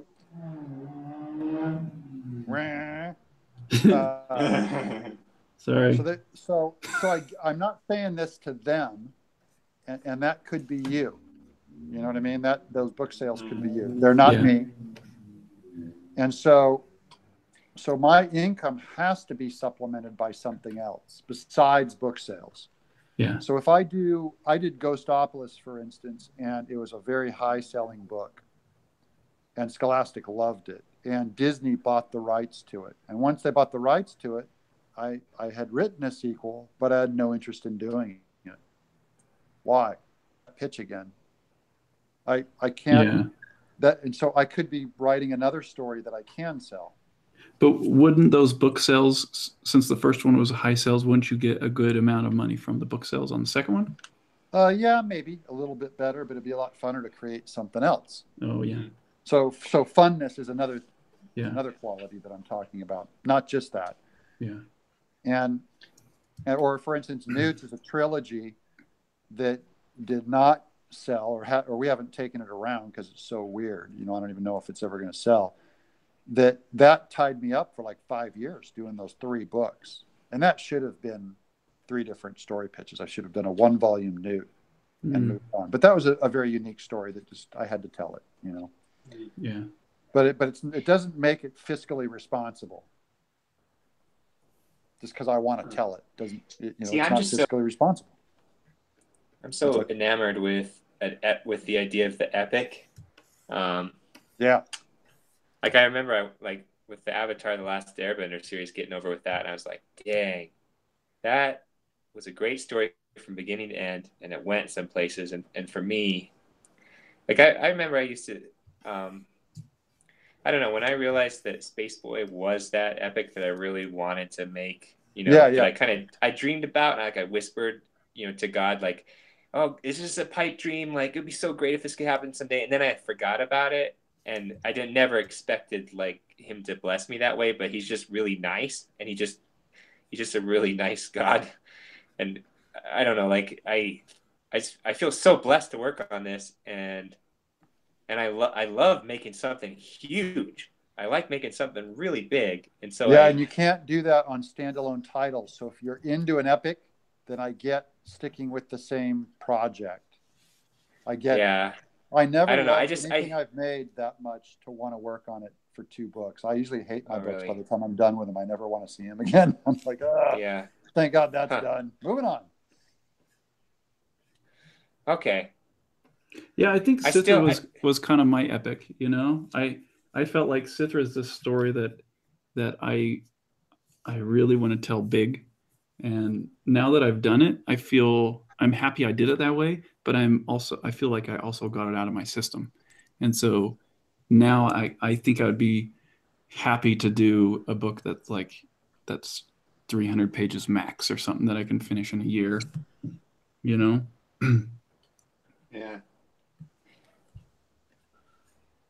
But then and Newt's really took the energy out of me. I mean, I loved working on it. It's one of the funnest books with the easiest style I could ever draw. But by that 3rd book, I just felt this panic almost, like I'm really wasting my time. I really should be on creating another story. And I just kind of blurted out Jacobot, that book that I just finished. I just kind of barfed it out because I was just really needing to just make something. It had been so long, and I felt I'd spent so much time on something, and Newt's just, was never. It just, I just don't believe any of my projects should take that much time. None of them justify even the amount of time that I put into them in a way. It's very weird the way I think about my time with my stories. I'm like, I just don't have time to waste, and I got to move on. Yeah. And I'm usually done with the story long before the story is done with me at the end of a book. Okay, let me ask you this. Let me preface it by saying I've failed every interview that I've ever been to.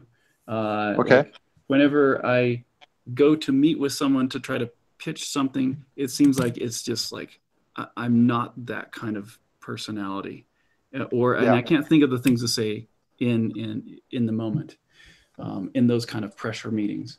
And so I specifically have seen it with when I go to, like, I was a storyboard artist, and I met with the Wachowski brothers to do Matrix, and I just failed that miserably. It's like it's like laughable, and of course that was a pretty big deal.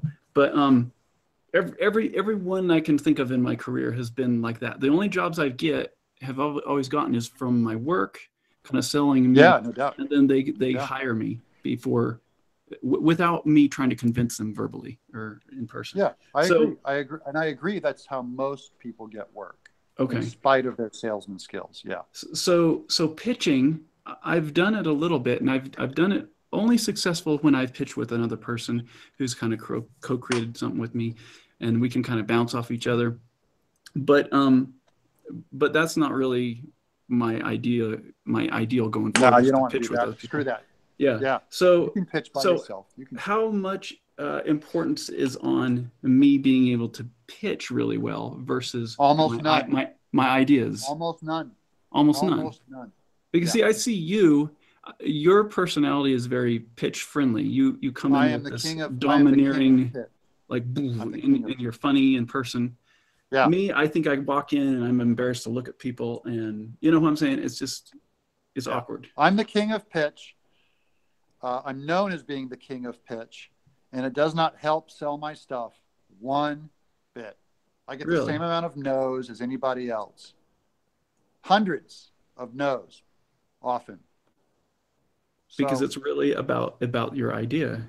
it is about the idea. And think about the executives. They can't be in the business if they're any good. They literally can't be swayed by someone's amazing salesmanship. Yeah. You know why? Because they're going to put, say, $2 million into this pilot. And if they were swayed suckered into doing a bad idea based on someone's personality, they're not going to have that job for long. I see. Yeah. And there's kind of this this old, not old story, but I heard it from the people who took the pitch from Charlie Kaufman, who'd come in, and he did the adaptation, and he's like really shy and really terrible at pitching, to a point that he made like the executives really uncomfortable that he was in the room with. They just wanted the meeting to be over. Yeah. And even they said they just wanted his idea.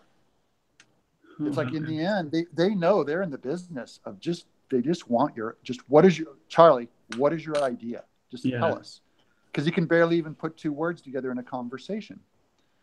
I feel like I'm Charlie because I've seen him in like interviews and stuff, and he's the most pathetically awkward guy. But I love the mind behind him, Right, but when people bring you into a room, they want what's in your mind. They're not going to work with you, and they don't want your personality. Yeah. They're in the business of recognizing, is money walking through my door, and it's not you, it's your idea. Yeah, interesting. So even when I go in and I can put on a great show and I can pitch great things, they still see right through it and just go, Doug, this thing that you're pitching, it's not for us. Yeah. But thanks, you're really good at this. Thanks. I'm like, okay. That doesn't pay my rent, me being good at pitching. I wish I came up with a good idea instead, and I wish I had some introvert's personality and came up with the idea, because they buy good ideas. In fact, one time I pitched to Nickelodeon, and the exec knew I could draw my ass off, and he knew that I would cover up for skinny pitches with a ton of drawings. And he said, Doug, come in and pitch, and don't bring any artwork. He told me that. And it was he was kind of throwing down on me, saying, I get what you're about. Yeah. You're going to have to pitch this show with no help. And it made me really rethink the thing, because I realized this guy was taking away my crutch. How interesting. In a good way. In a good way. Do you, so Doug, something that I ran into, which was a problem for me, is and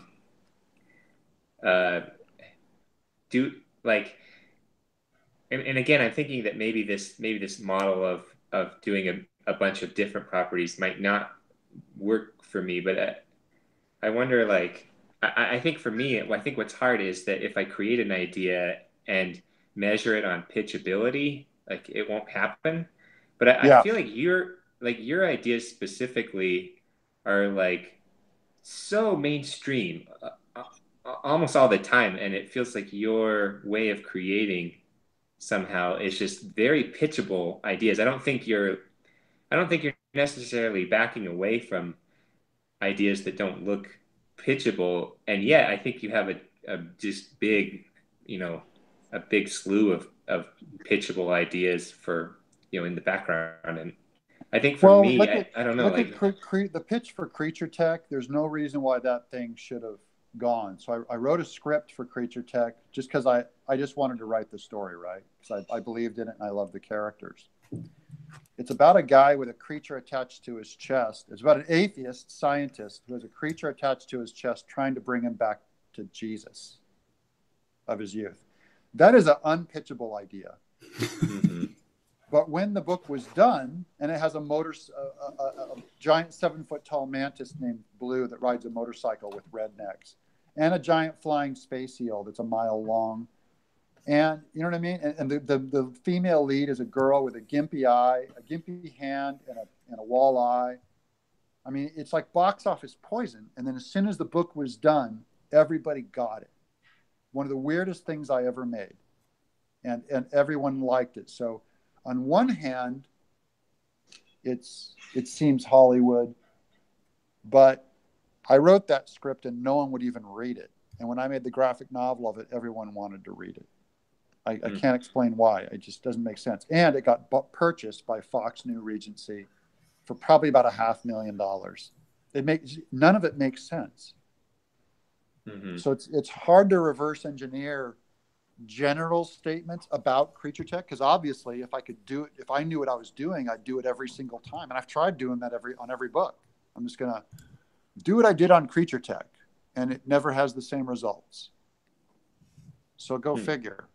It's very hard to create generalizations. What I do know, I only know I have to I'm put here to make stories. And maybe if I'm lucky, the way that I make money on them is by selling them into Hollywood. Is the only way I can make money on them. And so when I need some money, I aim them at Hollywood and tell my agency, hey, take these around. And they take them around. Usually they fail, and sometimes they succeed. But I'd rather be in that business. Yeah, I'm kind of at a crossroads where, like, I've broken in to a certain extent, but I could take like the Kazu Reina route, or I could take like your route. Yeah. And so I'm kind of like looking at the two, because I think what's powerful about like a long running series is that if you get something people really like, you don't have to sell the second one as hard. Whereas like for you, every new property is something you have to sell just as hard each time. And so there's a certain momentum to like long running series, which I really like, where if you can get someone to love a character, they'll follow them through hundreds of pages and hundreds of dollars, like, so, but on the other hand, I want to have long-term assets that are, that I can, I don't know. I don't know which route, I guess I'm already clearly on the long-term route. I still have, I don't know. I've just admired your business model for a long time. And so I've been like, I keep an eye on it. Model, so that's what I push my business model to other people, because it's the only one that I really know. But obviously, if you look at other people, they're making it a different way than I am. I mean, Kazu, and no one's going to call Kazu and Reina a failure in graphic novels.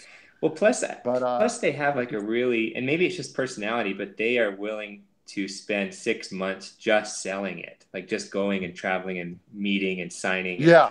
And that's something that Kazu told me once. He goes like, you'll never get a New York Times bestseller book unless you go sell it in bookstores. Yeah. And he knows that I have like an aversion to travel, and I have an aversion to all that stuff, because I don't want to be on the road. And Reina too, I did a book tour with her once where we went to all these schools, and she's just fantastic with the kids, drawing for them, and the schools are just buying a ton of books, and my book sales also just soared over this thing. But I just that's and Scholastic, I don't know how much they're willing to even invest in me to take me around, because it costs them a lot of money. That it has to make sense for them to take me around. I don't know if their commitment level is there either. So in a way, I just kind of felt like my model is different than that. It really went back to being really more simple and binary about it. It's, are you a storyteller or not? And if you are, then tell a story. And everything else is a waste of time, as far as your career goes and as far as your identity goes. Is I only want to be a storyteller. And so in a way, it's even made me question my own art, because art, technically you can tell a story without art. So I just kind of said, maybe I should just write novels, because I just want to tell stories. And, but I enjoy art so much, I give myself that caveat, because I love it. So, and I wouldn't love it so much if I just had to wake up and write every day. But you know what I mean? It's like, it's so time consuming of a medium to work in that it demands we be clear about it. You know what I mean? Because you don't have other time. You don't have time to do other stuff, really. If you're a graphic novelist anyways, and graphic novels, or you're a webtoon guy and you have to do a comic a day, you don't have time to say, oh, and I'm going to be a full-time pianist at the same time. Because you have a time-sucking thing that you're already attempting. So you just want to try and maximize your life so that is given its best shot. Yeah, I am in a position where the best way I can invest in myself is telling a good story. Although recently I got, and this has been amazing, I got an intern from the local art university, and she's freed up time for me to start really doing promotion type stuff. Yeah. To get pre-orders and things. And it depends on how into promotion your publisher is, because my publisher, they never acted like they wanted me to do all this promo stuff. So it'd be different if they were begging me, hey, do you mind going to all these bookstores? We put a tour together. I don't even have that to turn down. So if my publisher was into it, yeah, then it would be kind of more of my job title to have to go do that kind of thing. But it's not. So I'm free to go in my studio and do this instead. And I'd prefer this. Makes sense. And on your ideas, I've always made so much money off of Hollywood compared to my books that I can't turn that business down. That's where most of my income has come from over the last 20 years, is Hollywood buys my stuff. And the books are almost nothing compared to that. Yeah, and see, that's why I kind of even asked the question of like, I understand Doug's business model, but could I even imitate it? Like, yeah, absolutely. You got to do a book a year. Well, and you have to create new books, because once you already have your pitch covered with your book that you're on now, and now you're wasting your time expanding on that book anymore, from a pitch standpoint. So for the books that you sold to Hollywood, that has been only through your agent, right? It hasn't been you personally going in. Yeah, no, I don't pitch them. That's what's cool with Jason too. If you're shy, just write your book. They just want to read your book. They don't care who you are or what you're like. They read your book and they go, "Oh, we can make money off this," and thanks for the idea, and they'll buy it. Okay, because that's what I was thinking, like, well, he must have used his network to get a lot of these pitches into Hollywood. Like, he must have used the people like zero. Okay, zero. Well, that's kind of cool then. That means that makes me feel like it's more of an option for me. You send them a finished book, and they read it, and they either want it or they don't. And if they want it, they buy it, just based on the book. Yeah, that's what all of my books have. I have an agent right now, and we agreed to wait until Spaceboy Volume 1 came out before we started pitching it around Hollywood. Because when you have a thing that you've made that people read, it's way louder as far as a potential pitch than a pitch packet. Yeah, no doubt. Cool. Well, that makes me excited then. Get on some ideas, man. Get them out there. Get them out there. Because you might just go, I always wanted to do a book about da-da-da. And if you're thinking that, there could be a Hollywood guy out there going, I always wanted to do a movie about da-da-da. And you drop a book on his lap. And they're like this. It's like this. And then they buy it. And you've made a book, so you won. And then you get a ton of Hollywood money, so you won. There's 2 years from now? There's no better comic making scenario than this one, I think, that, where you get to make whatever you want and you get a ton of money for it. But that money doesn't come from the book sales for me. Yeah. 2 years from now, you're going to see a movie come out called Da Da Da, and you'll be like, "Hey, he stole my idea." Hey, Da Da Da. Yeah. I love it. I would love it if you stole one of my ideas and made it money.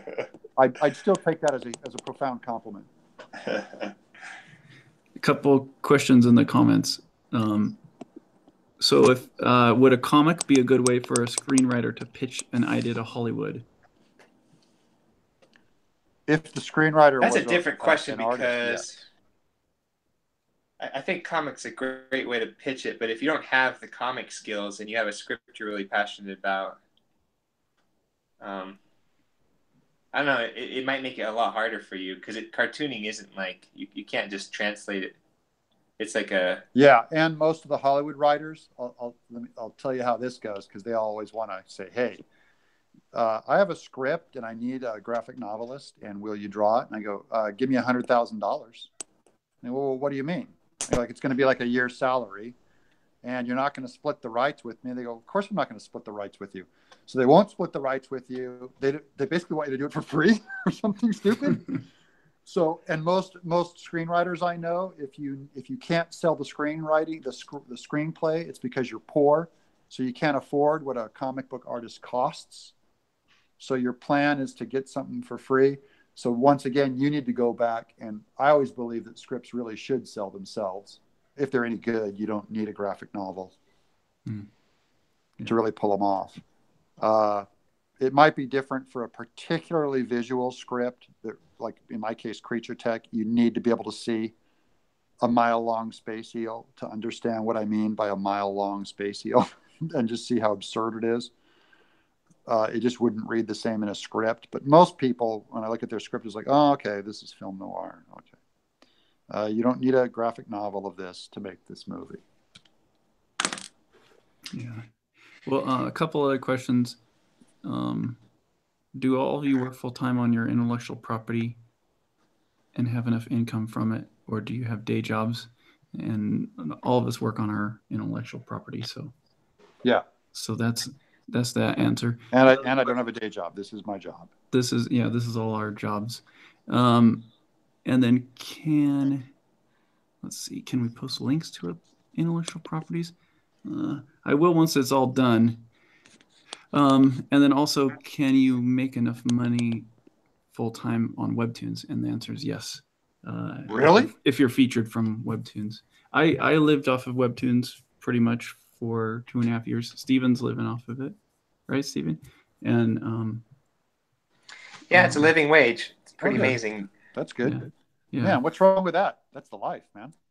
Yeah. Yeah, No, it's great. It's good. And Josh makes a living from it. He was on the stream. Hey, but could I get Webtoons like to pay me $100,000 a year? Like, what if I cost a whole lot of money? Yeah, I think they have a pretty big sliding scale depending on what they think you can bring to. We'll tell them to slide it up to the ceiling and give me a call, man. Because I know that they're trying to get on some big names, and I know that they're willing to adjust that payout, but I don't know what it is. I just know that I know it happens. Cool. Wow. But I don't know. Well, the hard part is what are they looking for? I'll give them whatever. I'll give them whatever they want. You know what they want? They want what I make, because they want something that brings clicks. And can you do anime drama? Yeah. Romance? That's probably going to be their big seller. I would love it. If they would pay me to do it, I would love to do an anime romance. It'd be a blast. You should pitch something to them. Dang, I'm trying to imagine a Doug TenNapel anime romance. Oh man, my romance, it'd be so much better. It'd be so much more romantic and so much more dramatic and so much more anime than even what they have. I'm here to make them money. I'm here to save their company. That's my pitch. I'm here to save your company, guys. I feel sorry for you. I'm Doug TenNapel. I'm here to help. But here's the thing. I always wanted to do a romantic comedy, a straight up romantic comedy. It's like just the challenge of doing one. And I watch romantic comedies. I know I could do so much better than that garbage. They don't know romance. I'll show you. Do it, Doug. That's exciting. It'd be so fun. I'm just excited because I couldn't, just knowing your genre or like your backlog of work, I'm even trying to imagine how it would go down. Yeah. And that makes me excited. But if you look at a lot of how my stories, they are not male female romantic necessarily, but they are romantic in some degree of being like 80s Spielberg, is a very idealized romanticism. And it just shifts that into human relationships where guy gets girl, they break up, they get back together. There's a love triangle. That's not that different than what happens in the kind of romance that I already pull off, in things clicking and things making sense with life. I'm just saying, it's not that far off in my view. Yeah. I never felt like I gotta it was jump undoable. off, guys. I Jump gotta jump off. You know, I think Great talking to you today. I think I'm gonna have to too. But Doug, why don't I want to? Can you whip up an anime romance page? I really want to see that. I'm not even gonna do a page, but yeah, that'd be great. If I had time to do one page, I would do it, and I'd pitch it to him and say, "Give me $100,000." Just throw it into your list of drawings you're doing right now. Just pretend it's part of your Kickstarter.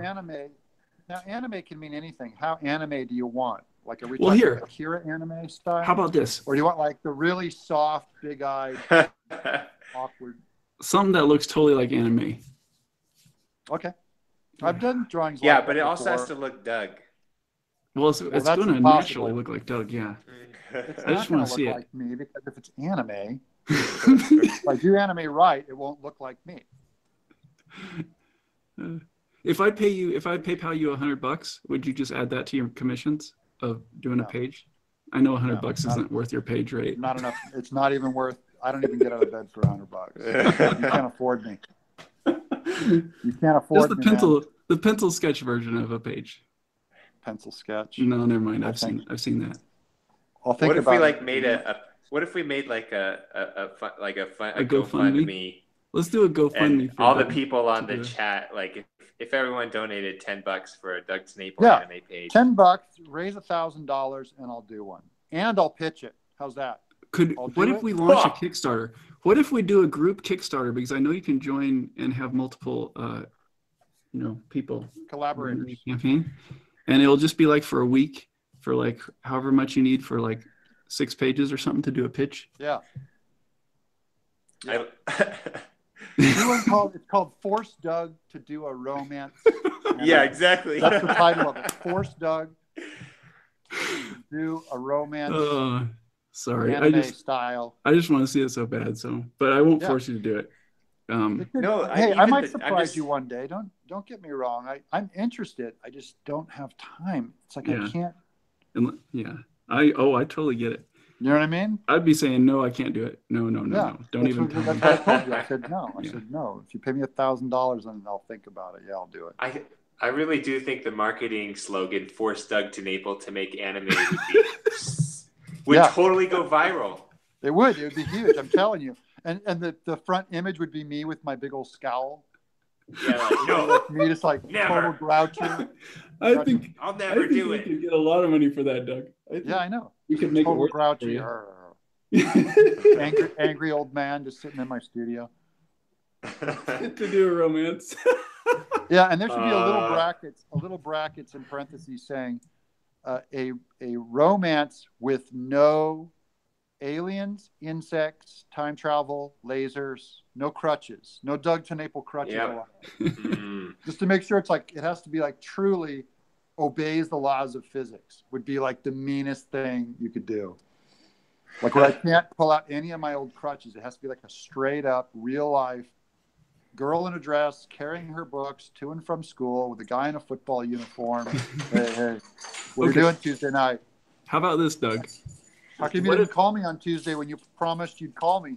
Is there another? All right, I gotta go.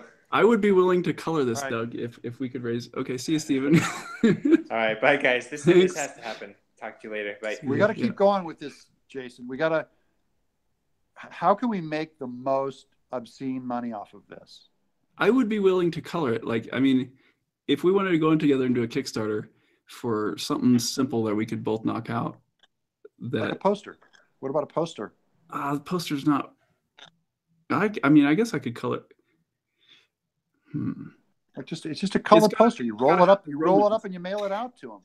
Yeah, that's true. But title it like Doug did not want to make this poster.